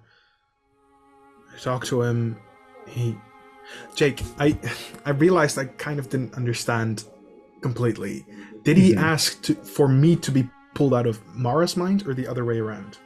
It would have been the way it works. When you die, everybody forgets you, but in advance. Yeah. Same with Acrio. It was letting you choose your Acrio this time. Yeah. Okay. Thank you. I could be that Acrio. I won't mention that, but it does seem like awful close timing. I wish I could Something to mention. I wish I could go to the mail office and see if I received anything from my associate, but now I can't do that without screwing myself over. A being? Why? If you just walk over street, none of the guards are going to recognize you. Yeah, that's but the as problem. soon as I ask for someone's mailing with my name... Sure. But you could just, murder them after. Problem solved. I do not find your joke amusing this time. I did. So what do we do? Short term, I'm gonna stay the fucking here until I feel better. Not a bad idea. If you both rest, I can keep a watch out. I feel fine for the time being. You could try to perfect some of these passes, because that guy definitely knew that something wonky was going on, though I don't think he saw through it. And think of a plan to call that thing to us again. Try to think about why it attacked Pearl. So, after about an hour, which is, very well past once the physician has come and gone, The way it works is however many points of constitution you lost, you roll a 1d, whatever that is. Like if it's a 1d11, potentially receiving 1, 2, the full interesting. back. I really like that mechanic. Exhaustion, however, requires a long rest before you can, down that. Gross. Still be stuck at that. If Acrio lost any constitution, he can roll as well, which I know he did. So I only lost 2. Would it be a 1d2? Mm-hmm. Baller. No, not these. I want a 4. Any other reduction in con will require a short rest to roll again. That is potentially, as much after the dust settles from this, you feel that rejuvenation, like all that sapping, mellow out somewhat, although there's still exhaustion that's set in. Is Acrio just outside for the rest of the day waiting? Depends. Were you guys gonna ever meet up with Acrio or just hang out? Well, we don't know he went outside. Amrita said they were going to be in the room when the physician came and go over there, I guess. So we don't know he went outside. You can go, knock on his door and listen in. Amrita would actually look over at Cillian if he's asleep, be like, why don't you go see if Acrio is all right? And I'll stay here with Helena. I'll try. I'll try. Sure. I go look through the hotel, get to the sitting book area that Amrita was in, see if he's there. Yeah, you can go in his Eventually room, find him. there. Yeah, I would say, yeah. First, check his room, not there. Check, other hallways, like the sitting room doesn't appear to be there. Eventually, you step out onto the balcony, just making sure you didn't miss if he was outside. And as you peer over the railing, you don't even recognize it at first. It's like a person that you wouldn't even recognize because your disguises are very different than what you normally look like to each other. But after a moment, you realize, oh yeah, that is. Go downstairs, nod to the person behind the counter. Counter? Is it called a counter in a hotel? Mm-hmm. Okay. When I'm outside, say, that looks scary sometimes, man. Armor is impressive. Are Amrita and the other one coming down? Could call them. Just, Danny, for your thoughts? Sure, why not? I genuinely give him a copper piece. I'm gonna kill you. So copper piece for your thoughts. Just a literal penny, walk away. A penny for you. Think about it. I was just wondering what's going on. What you thought. What you think. Why you're outside like a stalwart guardian. We can't let this slow us down. If we wait another day, it's another day that Lorelei's in prison. Yes, and this thing can face through walls. And I'm assuming there's darkness in prisons. Very much so, and I think I'm on the same line of thought. But we want to bait it somehow. Call it to us. That's not what I'm worried about right now. If it's a spirit, I don't give a shit. We'll figure that out later. Right now, what we need to do is figure out if that actually is the thing that killed her. I agree. Any ideas? I already told you where I'm going. I genuinely missed that. Oh, okay. Yeah, I think were you there when we were talking about go to the morgue? Bring old buddy back to life. Okay.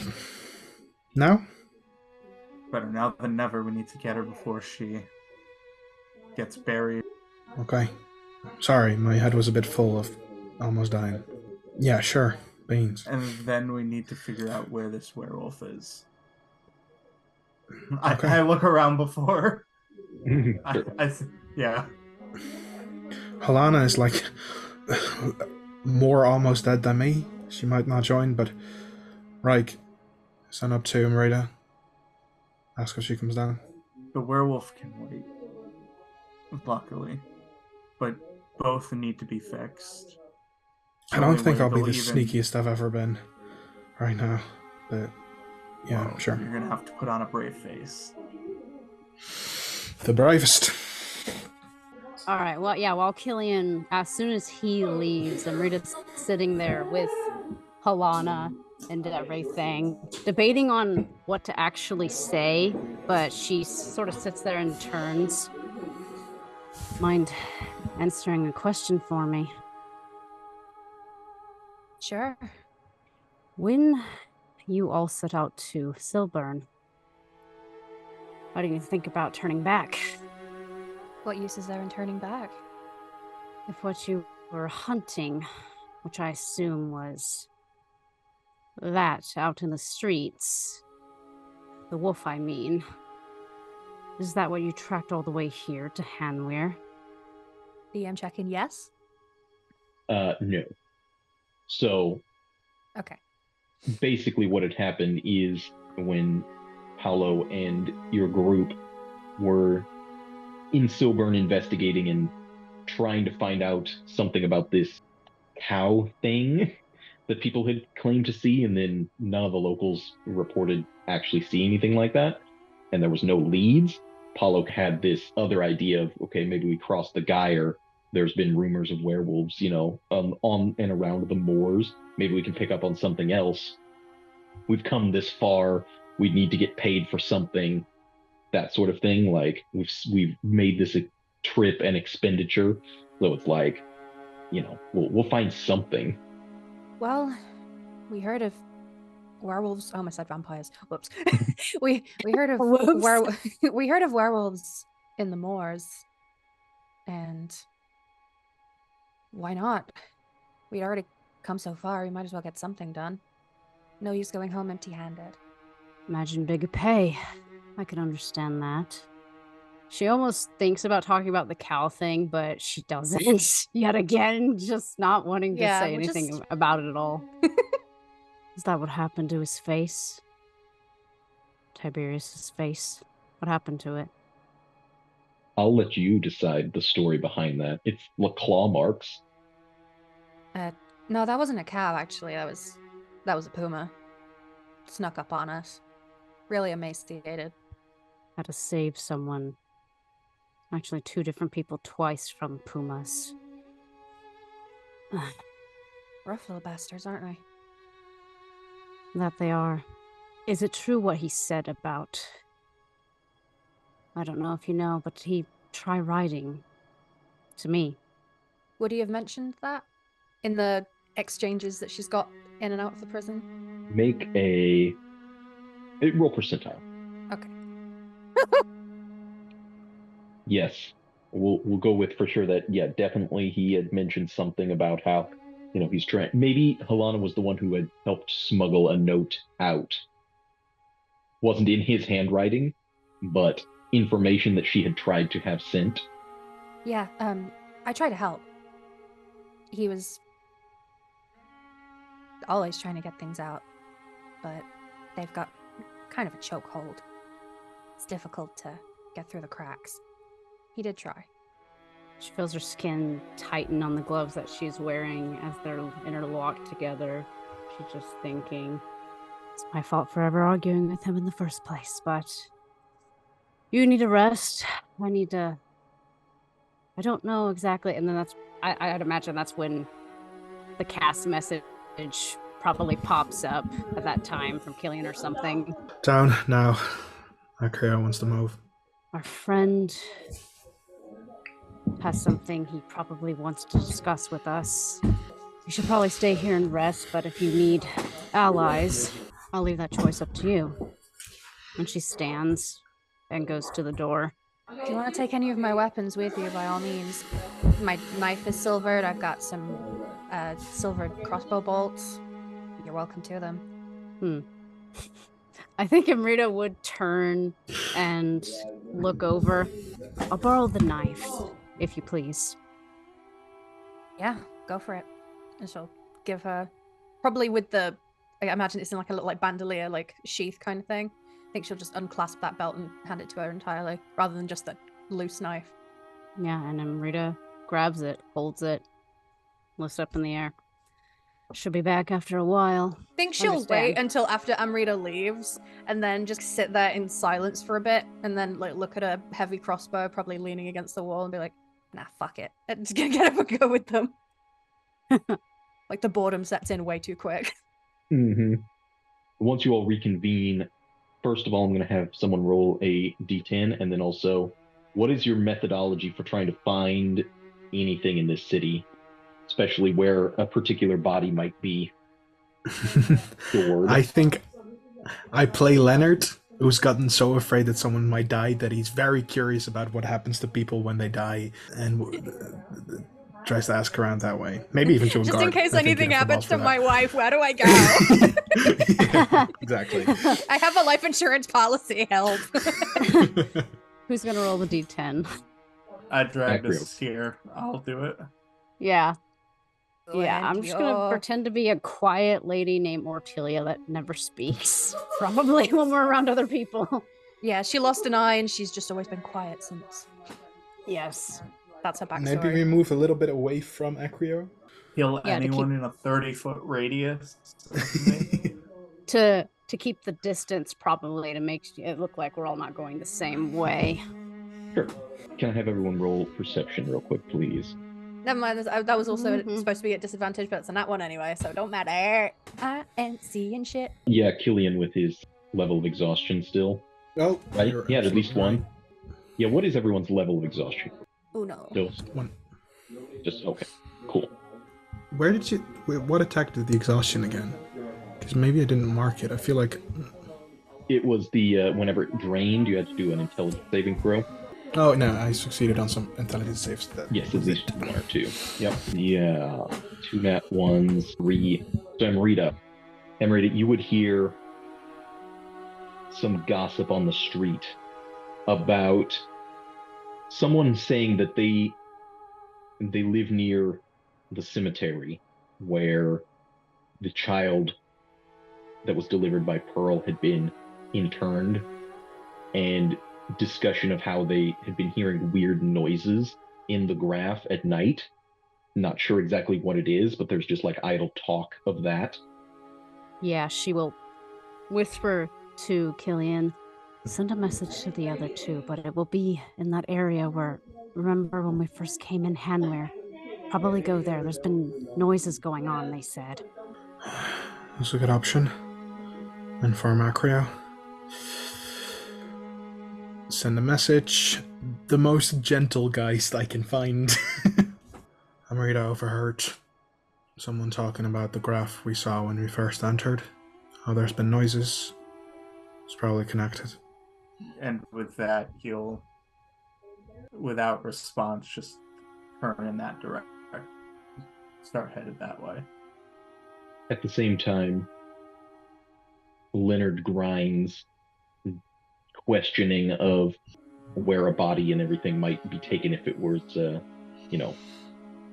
victim. He's pointed toward a chapel morgue that is not necessarily anywhere in that same direction. So you guys have 2 branches that you can either explore separately or together.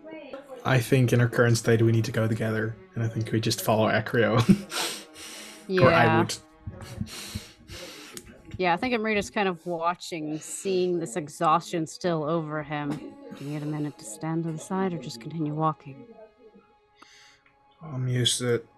Powering through tiredness. I can do this. All right. Keep an ear out.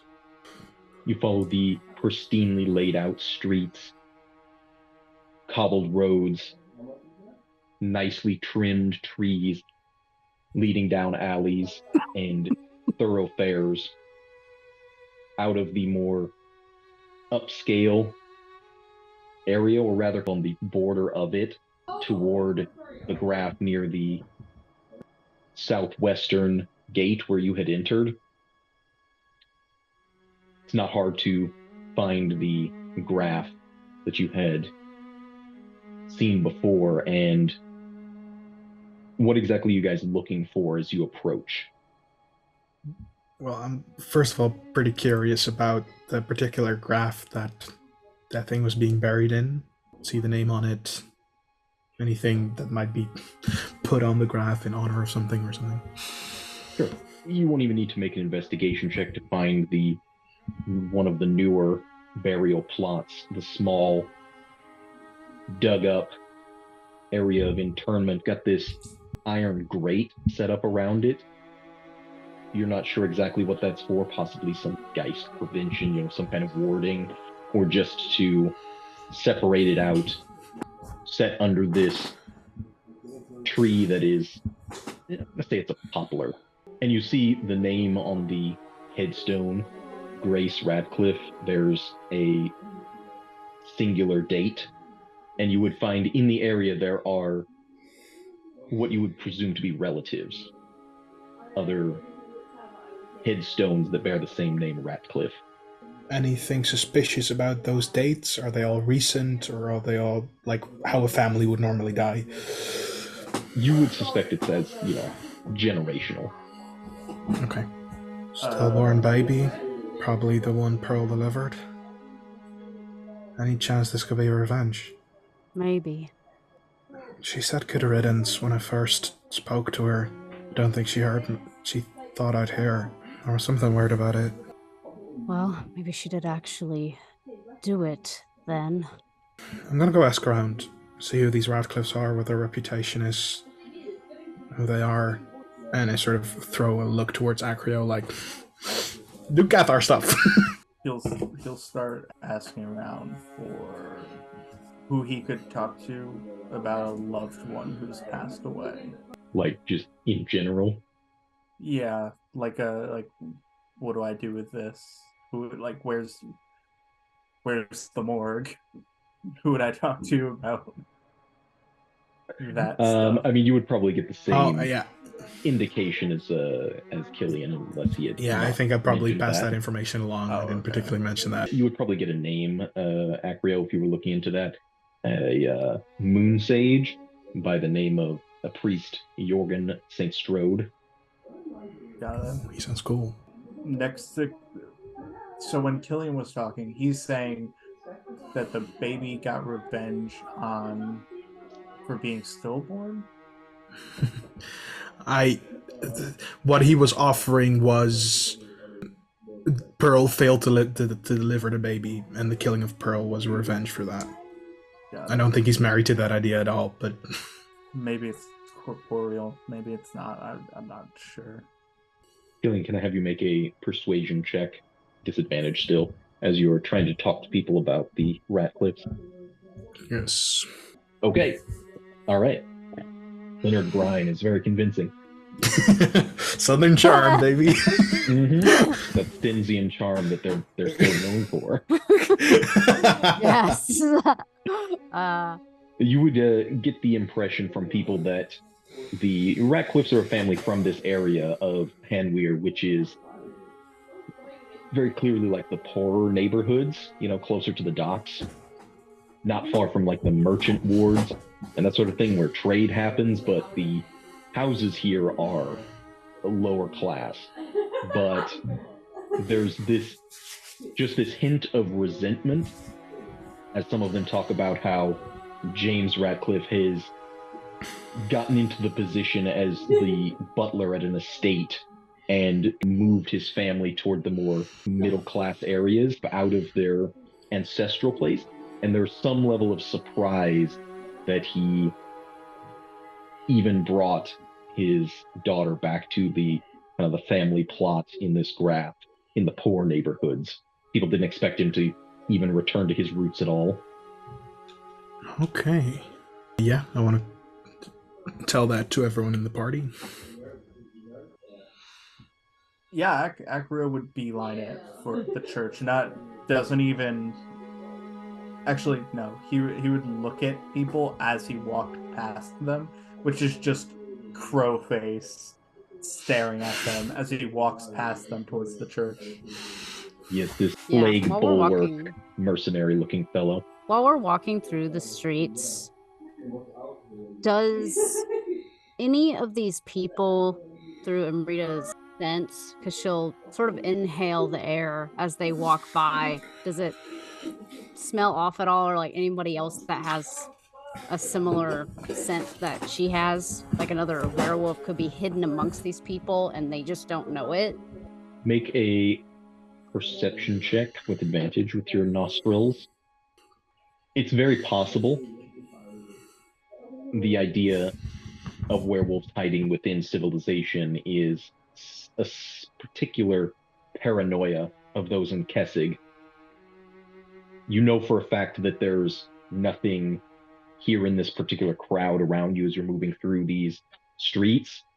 And you do also recall, and you hadn't really registered it before, that in Corsiva, and in some occasions before, you had not been able to pick out other werewolves from, a crowd. When you had encountered Ewan, he had realized what you were without you ever picking up on him. And that is a concerning thought to Amrita. You're a cringe, lowly werewolf. Level up, loser. Shut up. But yeah, her eye is just the one that's exposed, is darting around, looking, watching. A few times she tilts her head, almost looks behind them, and looks left and right. But she doesn't say anything. Alana, just want to make sure she is visibly with the party, or is she like following them from a distance? I think she's a little distance, but like within like a couple of extra strides. Like she's not like shoulder to shoulder with them, but she's a couple of paces back. But they would know that she's there. Yeah. She's Okay, not cool. out of sight. Sure. Out of sight, out of mind. And you all eventually were going to try to find this chapel. Yep. For sure. Not difficult to get directions, especially with Leonard's charm. And you'll come upon this chapel, 2-story, nestled between other businesses and buildings, residents on a street centrally located, which is near where the market is, not far from the main cathedral, maybe several blocks. On the eastern side of the stone building is this like wooden structure that's been built onto it. There's a wide set of stairs leading up into the large arched doors, which are closed, but you would suspect at this hour open to anyone who is in need of church counsel. Off to the right of that is another set of stairs that you can see descending down under the building. And I will move you guys to the map. Oh. Battle Yeah, Matt with killing the moon sage. Battle Matt with killing the moon sage. This might be a bit late, and since we're so desperate, might not even work. But can I be inspiring, be a leader, be an inspiring leader? You can certainly try. I think I take it takes 10 minutes. I take 40 desperate minutes between each person and tell them each a story about. I think I just tell Helena about my entire life. Because she doesn't know yet, and I still have a victim. And the other two, I talk about Maz. Maz being the only other male member of the daughters. And how Cillian never struggled in a very female-heavy environment, and Maz kind of did. He kind of needed like a father figure and always seemed to be a little out of place, and how he was kind of a nuisance, and kind of how Cillian kind of used him sometimes, and how Cillian was always thriving and Maz always wasn't, and how he's now feeling kind of guilty about that. Something about the story of guilt resonates with the rest of the party. That feeling of regret and that determination to do something about your situation, whether that's a good thing or a bad thing, sets in. How many temp HP is it at this level? 9, I think. Yes, 9. Nice. Yes. But yeah, you guys are at the chapel. There are guards on the street as always. There's other people moving about. What is the approach? I look towards the stealthy people.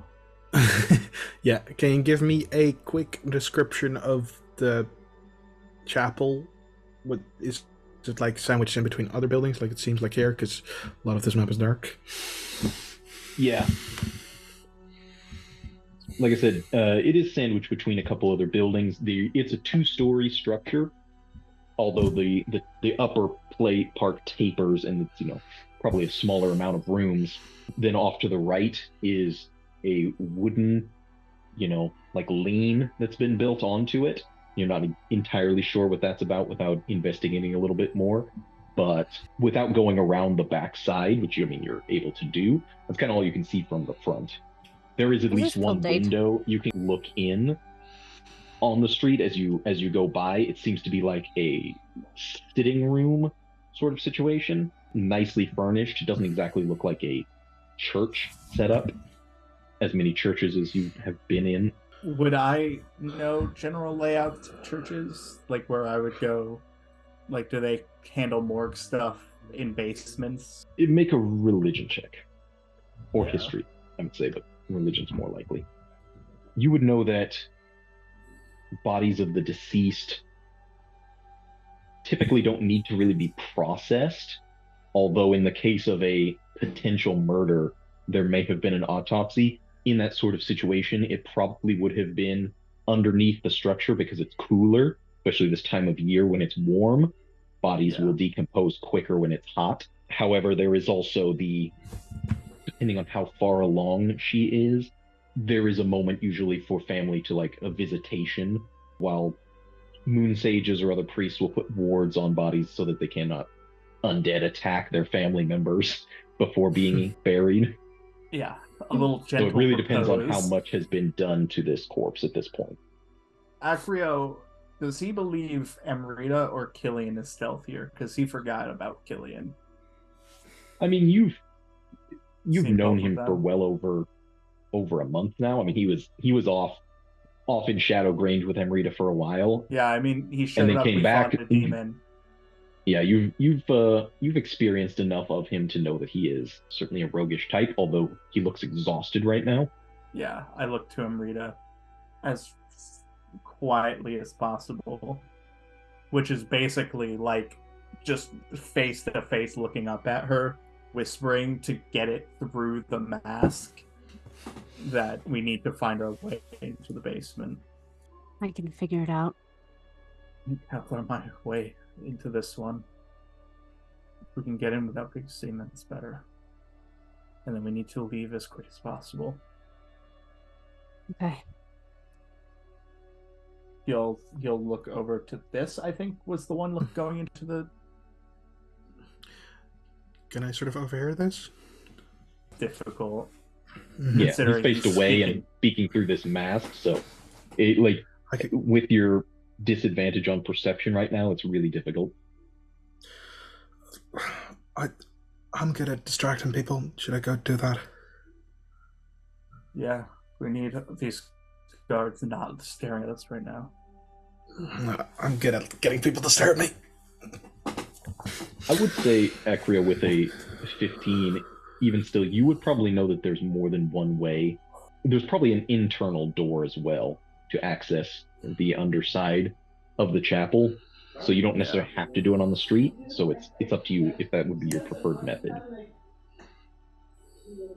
Okay, good to know. That changes it. Might be the case that that's our escape route. Might be a door inside, and priests are a lot easier to distract than guards. All right. I'm just having so much trouble picturing. I'm sorry. You said internal door? What does that mean exactly?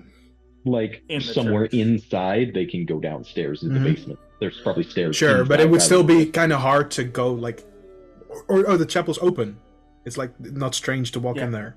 Oh yeah. Okay, Yeah, it's a church. That was my thinking fault. Gotcha. Yeah. Yeah. People go in and out of churches literally all the time. It's Yeah. a big Father, thing. I have sinned. What I did thought you we were do? breaking into this I building, and I killed was like, people. You have, like, just go through all the effort of breaking into the church, and they're like, the door's open, dude. Yeah.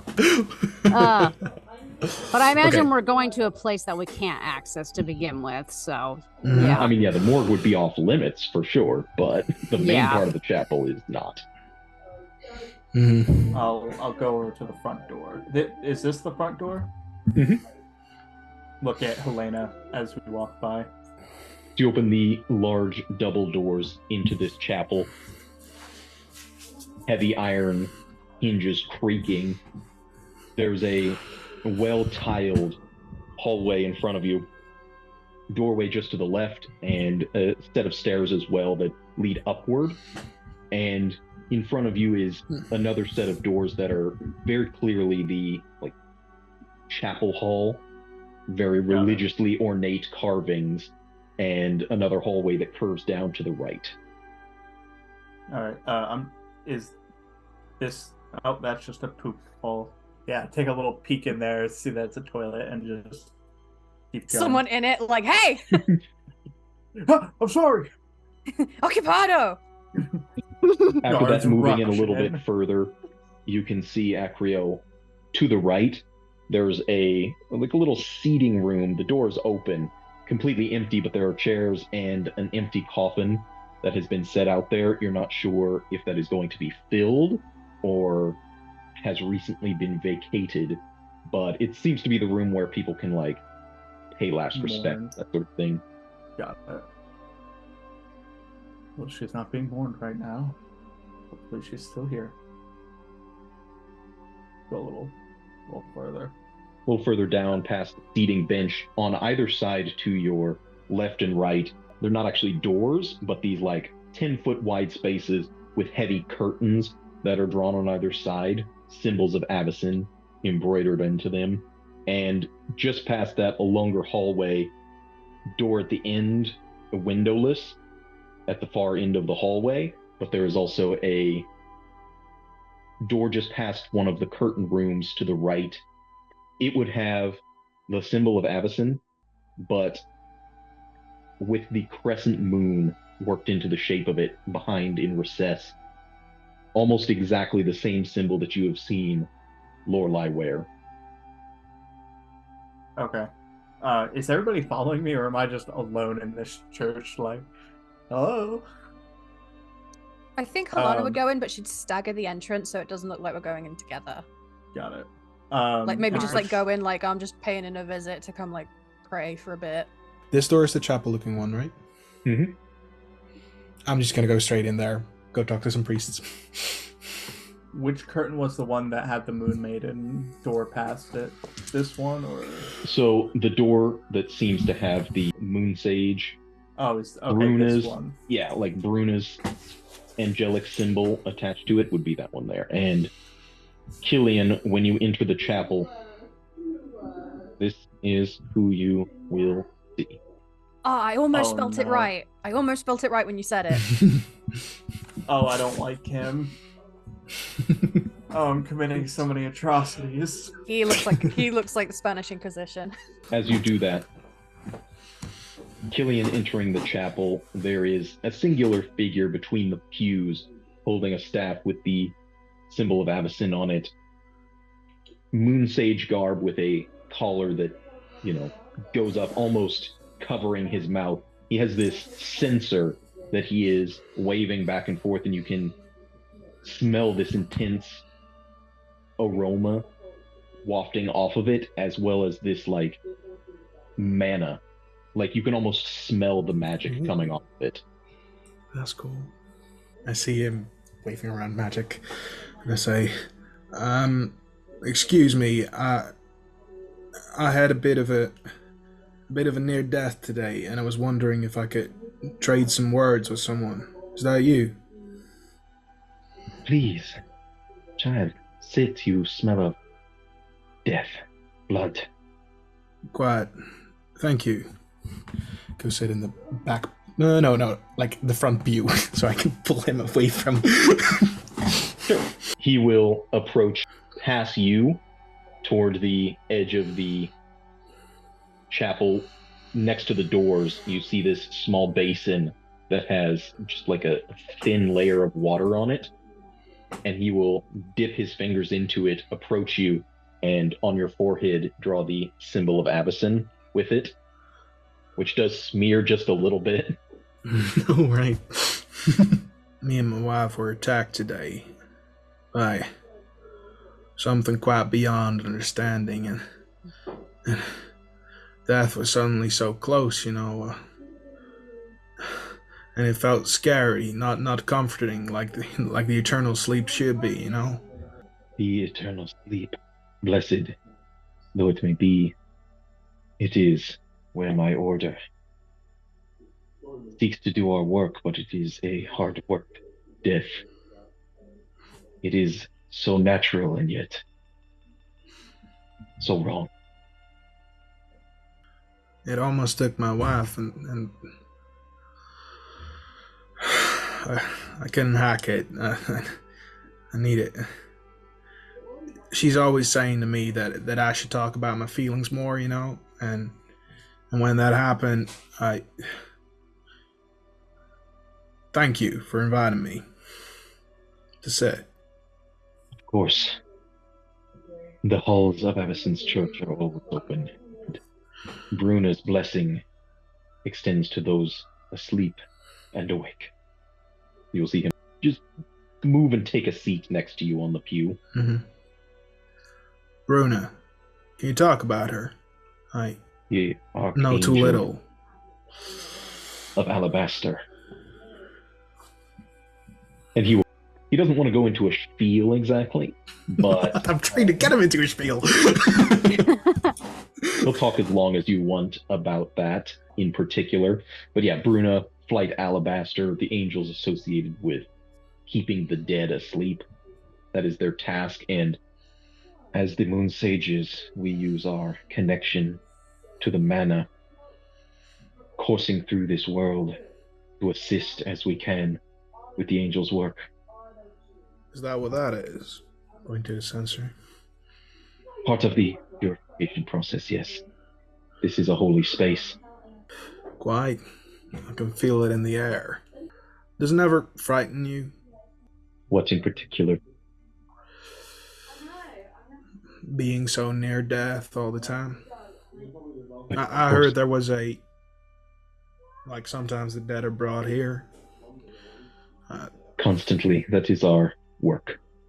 Very rarely do our wards fail. The dead move in these hallowed halls. But I have seen my share of zombies. I have faced once who will call her terrifying. Someone who would choose to walk among those and call it. I can't understand people like that. The sheer level of disrespect, it is personally offensive to me. I cannot fathom. Cillian cringes a little bit. And I'll say, I'm sorry if this... my wife almost died, and I was asking around where she would...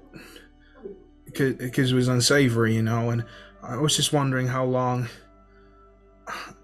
would she be here before we were able to bury her? Well, that would depend on the condition, the means of mortality, the necessities of preparation beforehand. Would be less than a week. We don't like to have bodies go from one church service to the next without being interned. But sometimes when an opening of flesh is required, it can take longer than we wish. Hi, question. Can Acrio hear this from down the hall? Make a perception check. How do you ask someone, what's like your categorizing system? How do you determine when things Like, do you put them in like drawers? Do they have like little tags on them? Do they have names? Do you know about this one person, where she is, like how long she's been here? Given that Cillian had specifically taken the priest as far from the doors as possible, I'm going to say with a 13, you hear the murmuring. You know that there is a conversation being had. You can't really make out the details. Got it. Where is Amrita going inside or no? I think she would walk around inside, but prepare to go back outside, perhaps, if Acrio had said the inside would be more of a way for someone else to go look for a door. But she tries to get a little bit of the layout herself, maybe, and walks back outside. If I see her coming enough for me to see her, then I'm going to motion for her to come with me. Okay. Amrita enters the chapel and will walk up and probably sees Cillian ahead talking to the priest, and will look over to the right and walks this way. Acrio waving her down at the same moment as you're coming that direction. Behind one of the curtains, the one to the south, you start to hear this clicking, grinding type sound and wood and metal creaking before there's like this thunk and the curtains fly open and a man steps out, older, startled, having two people on either side that he wasn't quite expecting. He's got an apron and several, knives on his side, instruments of like scalpels, and he doesn't actually have a bloody saw at this moment, but he could. Thick white beard, balding head, and church-like attire, but not quite priestly regalia. Gold chain with like a pocket watch hung on it. Immediately, him leaning up against a wall, having casual conversation with Amrita. Like, how is hunting the other day? I imagine that Amrita, she was walking with like her hands in front of her, because the clothes she's probably wearing, they're just like a simple beige color or some crap, and the eye is still wrapped up, but she's motioning as if she can't speak herself. Seeing as Val couldn't talk, she's just doing that and just shaking her head, shrugging. Just this older man looks between the beak mask and the seemingly one-eyed woman. Excuse me, no one was here. You need to see the priest. They were talking with somebody else. We thought it was rude to interrupt. Wipes his forehead. Amrita, you can smell dead on him. Like, not that he personally is undead, but just like the smell of corpses wafts off of him. She just puts two hands to her lips as a motion of apology. No, I'm not saying any words. Yeah, just... No, indeed. Are you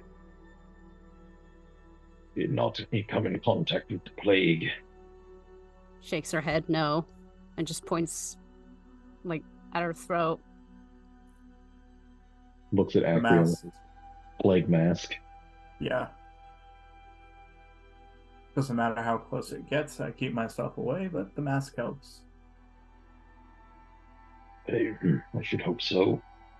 Although, this pox, hard to know if anything is quite so certain. Excuse me, is there something I can help you with, or do you need to require the priest? Oh, no. Just waiting for him to be free. We'll nod and cross the hall, open up the curtain. On the opposite side, you see him walk through what appears to be not a coffin workshop, but like an area with carts, coffins on them that have probably been delivered, all empty, but there are elements of like records, documentation, and he will move across the space to a desk and begin to work, not paying particular attention to you. Immediately, as soon as he's not paying attention, door, open it, check what's down there. Amrita does this, motioning with her fingers, still being quiet for right now, just to, so this guy doesn't hear anything. Acrio, you grab the handle of the door with the flight alabaster Avacynian symbol on it and try to move it. The knob sticks as if it's locked. Look at him, Rita. Look at the elevator thing. Yeah. She's gonna reach into these awkward pockets she's not used to and take out her own lockpicks. Move out of the way and just block anyone from seeing her as she does her thing. Mm-hmm. We've never picked a lock before. At least we haven't in a very long time. Not in a long time, no. So knock on wood. Knock on wood. All right. Yeah, so I'll be like there. Okay. Should also try to be quiet about this, probably, or do I just need to make the thieves' tool check first? I mean, yeah, I would assume you're trying to be quiet about it, depending on what you roll. Okay. 16 is enough to unlock the door. Though you think you may have come close to damaging some of the tumblers, you're not sure how well a key is going to work. It might stick afterward, but you are able to get it to click open quietly and remove your tools without causing a massive uproar. Look at Amrita, nod, tell her to go through the door in a whisper. All right. And she does, without saying anything. The stairs descend down and then switch back around into this similarly tiled room, but Amrita, you especially feel the change in temperature as you are underground. Acrio, I assume, is following? Yeah, when she opens the door and goes through, I walk backwards through the door and close it behind me, making sure nobody's watching. It leads downstairs and he just... Oh, wait, there's a step too quick! Oi. Actually, there's no stairs, it's a ladder down, so it's just... just like... on the face. Or like Bloodborne with the... Yes. Yeah. That was actually Dark Souls 3. Get it right, loser. Yeah. And now that they're alone, she'll just whisper quietly. All right. Let's hope we can get in and out without any issues. Yeah, I wasn't looking forward to using that elevator. No, but it definitely... Yeah, this is where it has to be. Strong stench, so... Yep. Let's hope there's not more morticians. Amrita can listen, and doesn't appear to be any footsteps or anything else down here. No grasping undead. At the base of the stairs to the right, there is a door that appears to be probably an office of some kind. No windows on it. It is a completely solid door. Another set of curtains across the way, which you can see are open partially into a location with several coffins, tools of the trade, magical components that have been laid out and stocked onto the shelves. While further down there is another door that, just based on the location, you can almost tell must be the one that leads upward out from this place onto the street. Yeah. The elevator is above you as you go by, so you see the bottom of it, as well as some mechanisms and like a hand crank to cause it to operate. Got it. And at the other end of the morgue, several bodies are laid out on tables, draped with cloths. There are autopsy tools against the wall, just this ever-present smell, even Acrio, through the beaked mask and the miasma of the floral elements and herbs that you've packed in it. You can still smell the rot. The best they can do, even with things like probably some gentle repose on some of them. Yeah. You know they can't do that on everybody, especially the ones that need to be checked for legal purposes. You don't want to interrupt that with magical processes, so the smell is just there. There are cleaning supplies that hit your nose. And on one of the tables furthest from you, partially covered, is a young woman that Acrio wouldn't recognize.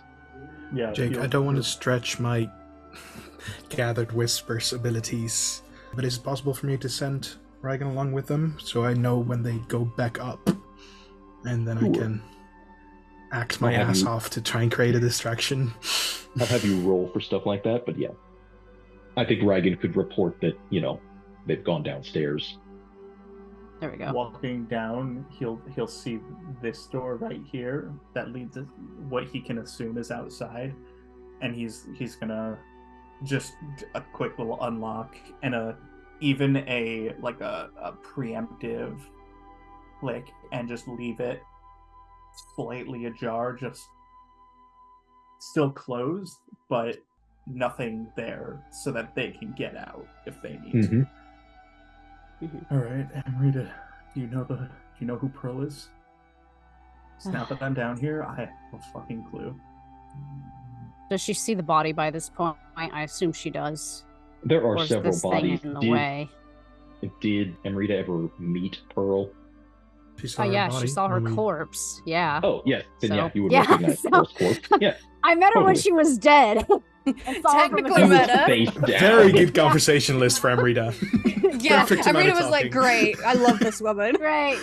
Perfect. She Oh, was you're so quiet the entire funny. time. Wasn't even breathing. Yeah. Yeah, that's it. That's her corpse right over there. He looks at the body, and in the presence of the dead bodies weren't what was slowing him down, but now approaching this body, it feels like every step is trying to lift a ton of bricks. As every time he approaches, it feels harder and harder to approach this body. Okay, this is what we're here for. And holding the spear that's made in Avacyn's he's like one hand is death gripping the spear while the other is struggling to even hold itself above the body. Rita puts a hand on one of his shoulders. Are you sure about this? Now that I'm here, I'm not too sure. I was so sure that this would get us closer, and now we're here. And I'm not too sure if I can do this. We can go back if that's what you want, but she squeezes his shoulder tightly and looks at him. I am sorry for what's happened. It is my fault. I should have known by the sound of another thing. There's no time for that now, but we will get Lorelei out safely. We will get everything figured out. Solve this problem. You are hero of your hometown, Acrio, and Braylet. You have been there for everyone in this group, even if you don't remember any friendship you had with Cillian, but I've seen what you've done and the stuff you've made and created. You're a forge master and a powerful Cathar, and my dearest friend. And yet I'm here ready to violate a body for the selfish act of getting somebody out of prison. Maybe I'm a good friend, but I'm no Cathar. I'm fucking disappointment in that regard. I was in the street and I said I am the church. That you need to listen to me because I am all that's right, and yet here I am disrespecting the dead just to get somebody out of prison. That, in all due respect, belongs there for what she's done, for what we all did, for what I did. I should be there too. I made a deal with a vampire just to help someone to not be cursed. We all get desperate. Were we any one way or better than another. them? I like to think in some ways that we just want to help the people we care about most. We want to try and do as much good as we can because no one else is going to fucking do it. But we're not perfect. We can never be perfect. Whatever happens here, it doesn't have to leave this room. Do a little sanity check. Then Pearl Westing, I asked for your help one more time to save my friend. And he'll cast Speak with Dead. This is a spell he's never even attempted to tap into before. This darkness. You see as her body begins to shake, convulse, fighting against the moon sage wards that have been placed on it. The lights in the room flicker somewhat. It almost goes completely dark for a moment before they slowly rise again. Her eyes open, and it is just blackest midnight. Yeah, he struggles to even look at them, but brings himself.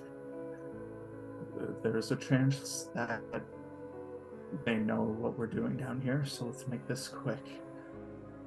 Pearl, do you know how you died? As the lights start to come back up, Acrio can't quite focus on the body, can't look at Amrita, can't do anything, almost just closes his eyes as he's asking these questions. Amrita, you can see that the end of his spear that he has created in the shape of Avacyn's symbol with prongs at the end, it looks burned. It's blackened. The steel is charred as he is channeling this magic into her body, which again convulses, writhes on the table before it's like not even sucking in air, but just drawing in the necromantic magic. Cold, hate, rage. Any ideas, Danielle? Amrita? She's talking about two of those are at least emotions, right? Is hate, would you consider hate an emotion, or feeling and rage, right? They're both emotions. Two of those are emotions, Acrio. And that's what the Heim feeds off of, our emotions.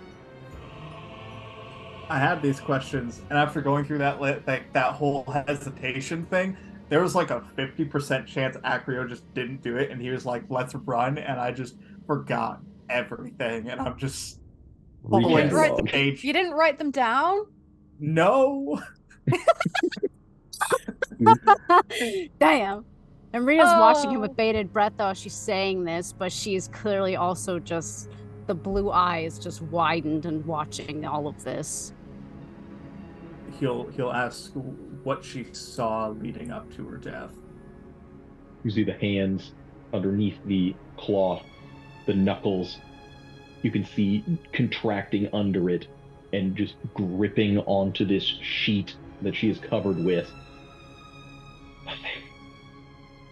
I was making dinner. It was an ordinary night. I shouldn't be dead. There's no reason I should be dead. Maybe we can find the source of this Heim. And in Acrio's own mind, he anticipated getting more out of this, but now he himself drawing blanks, starting to berate himself in the fact that he's violated a corpse. So he himself is starting to draw blanks. The voice you notice from Pearl started out as like a hoarse whisper, but every time she speaks, it's getting louder and louder as well. And Helena, taking up position on the street as you wait for everything that's going on in this morgue, you see a figure approaching. Walks past you, heavy black tailcoat, very well tailored, a tightly frilled cravat, and this like stovepipe top hat that gives him an imposing height, not quite as tall as Amrita, but with the hat it almost seems like he looms past you as he disregards you completely, moving into the chapel. And Cillian, you glance back as you see the man from the cemetery, James Ratcliffe, enter the chapel. And that's where we're going to drop the curtain on this week's session. Oh, you Okay. What the fuck's he doing here? Oh, I mean, Now I have- did lose a daughter or something? Yeah.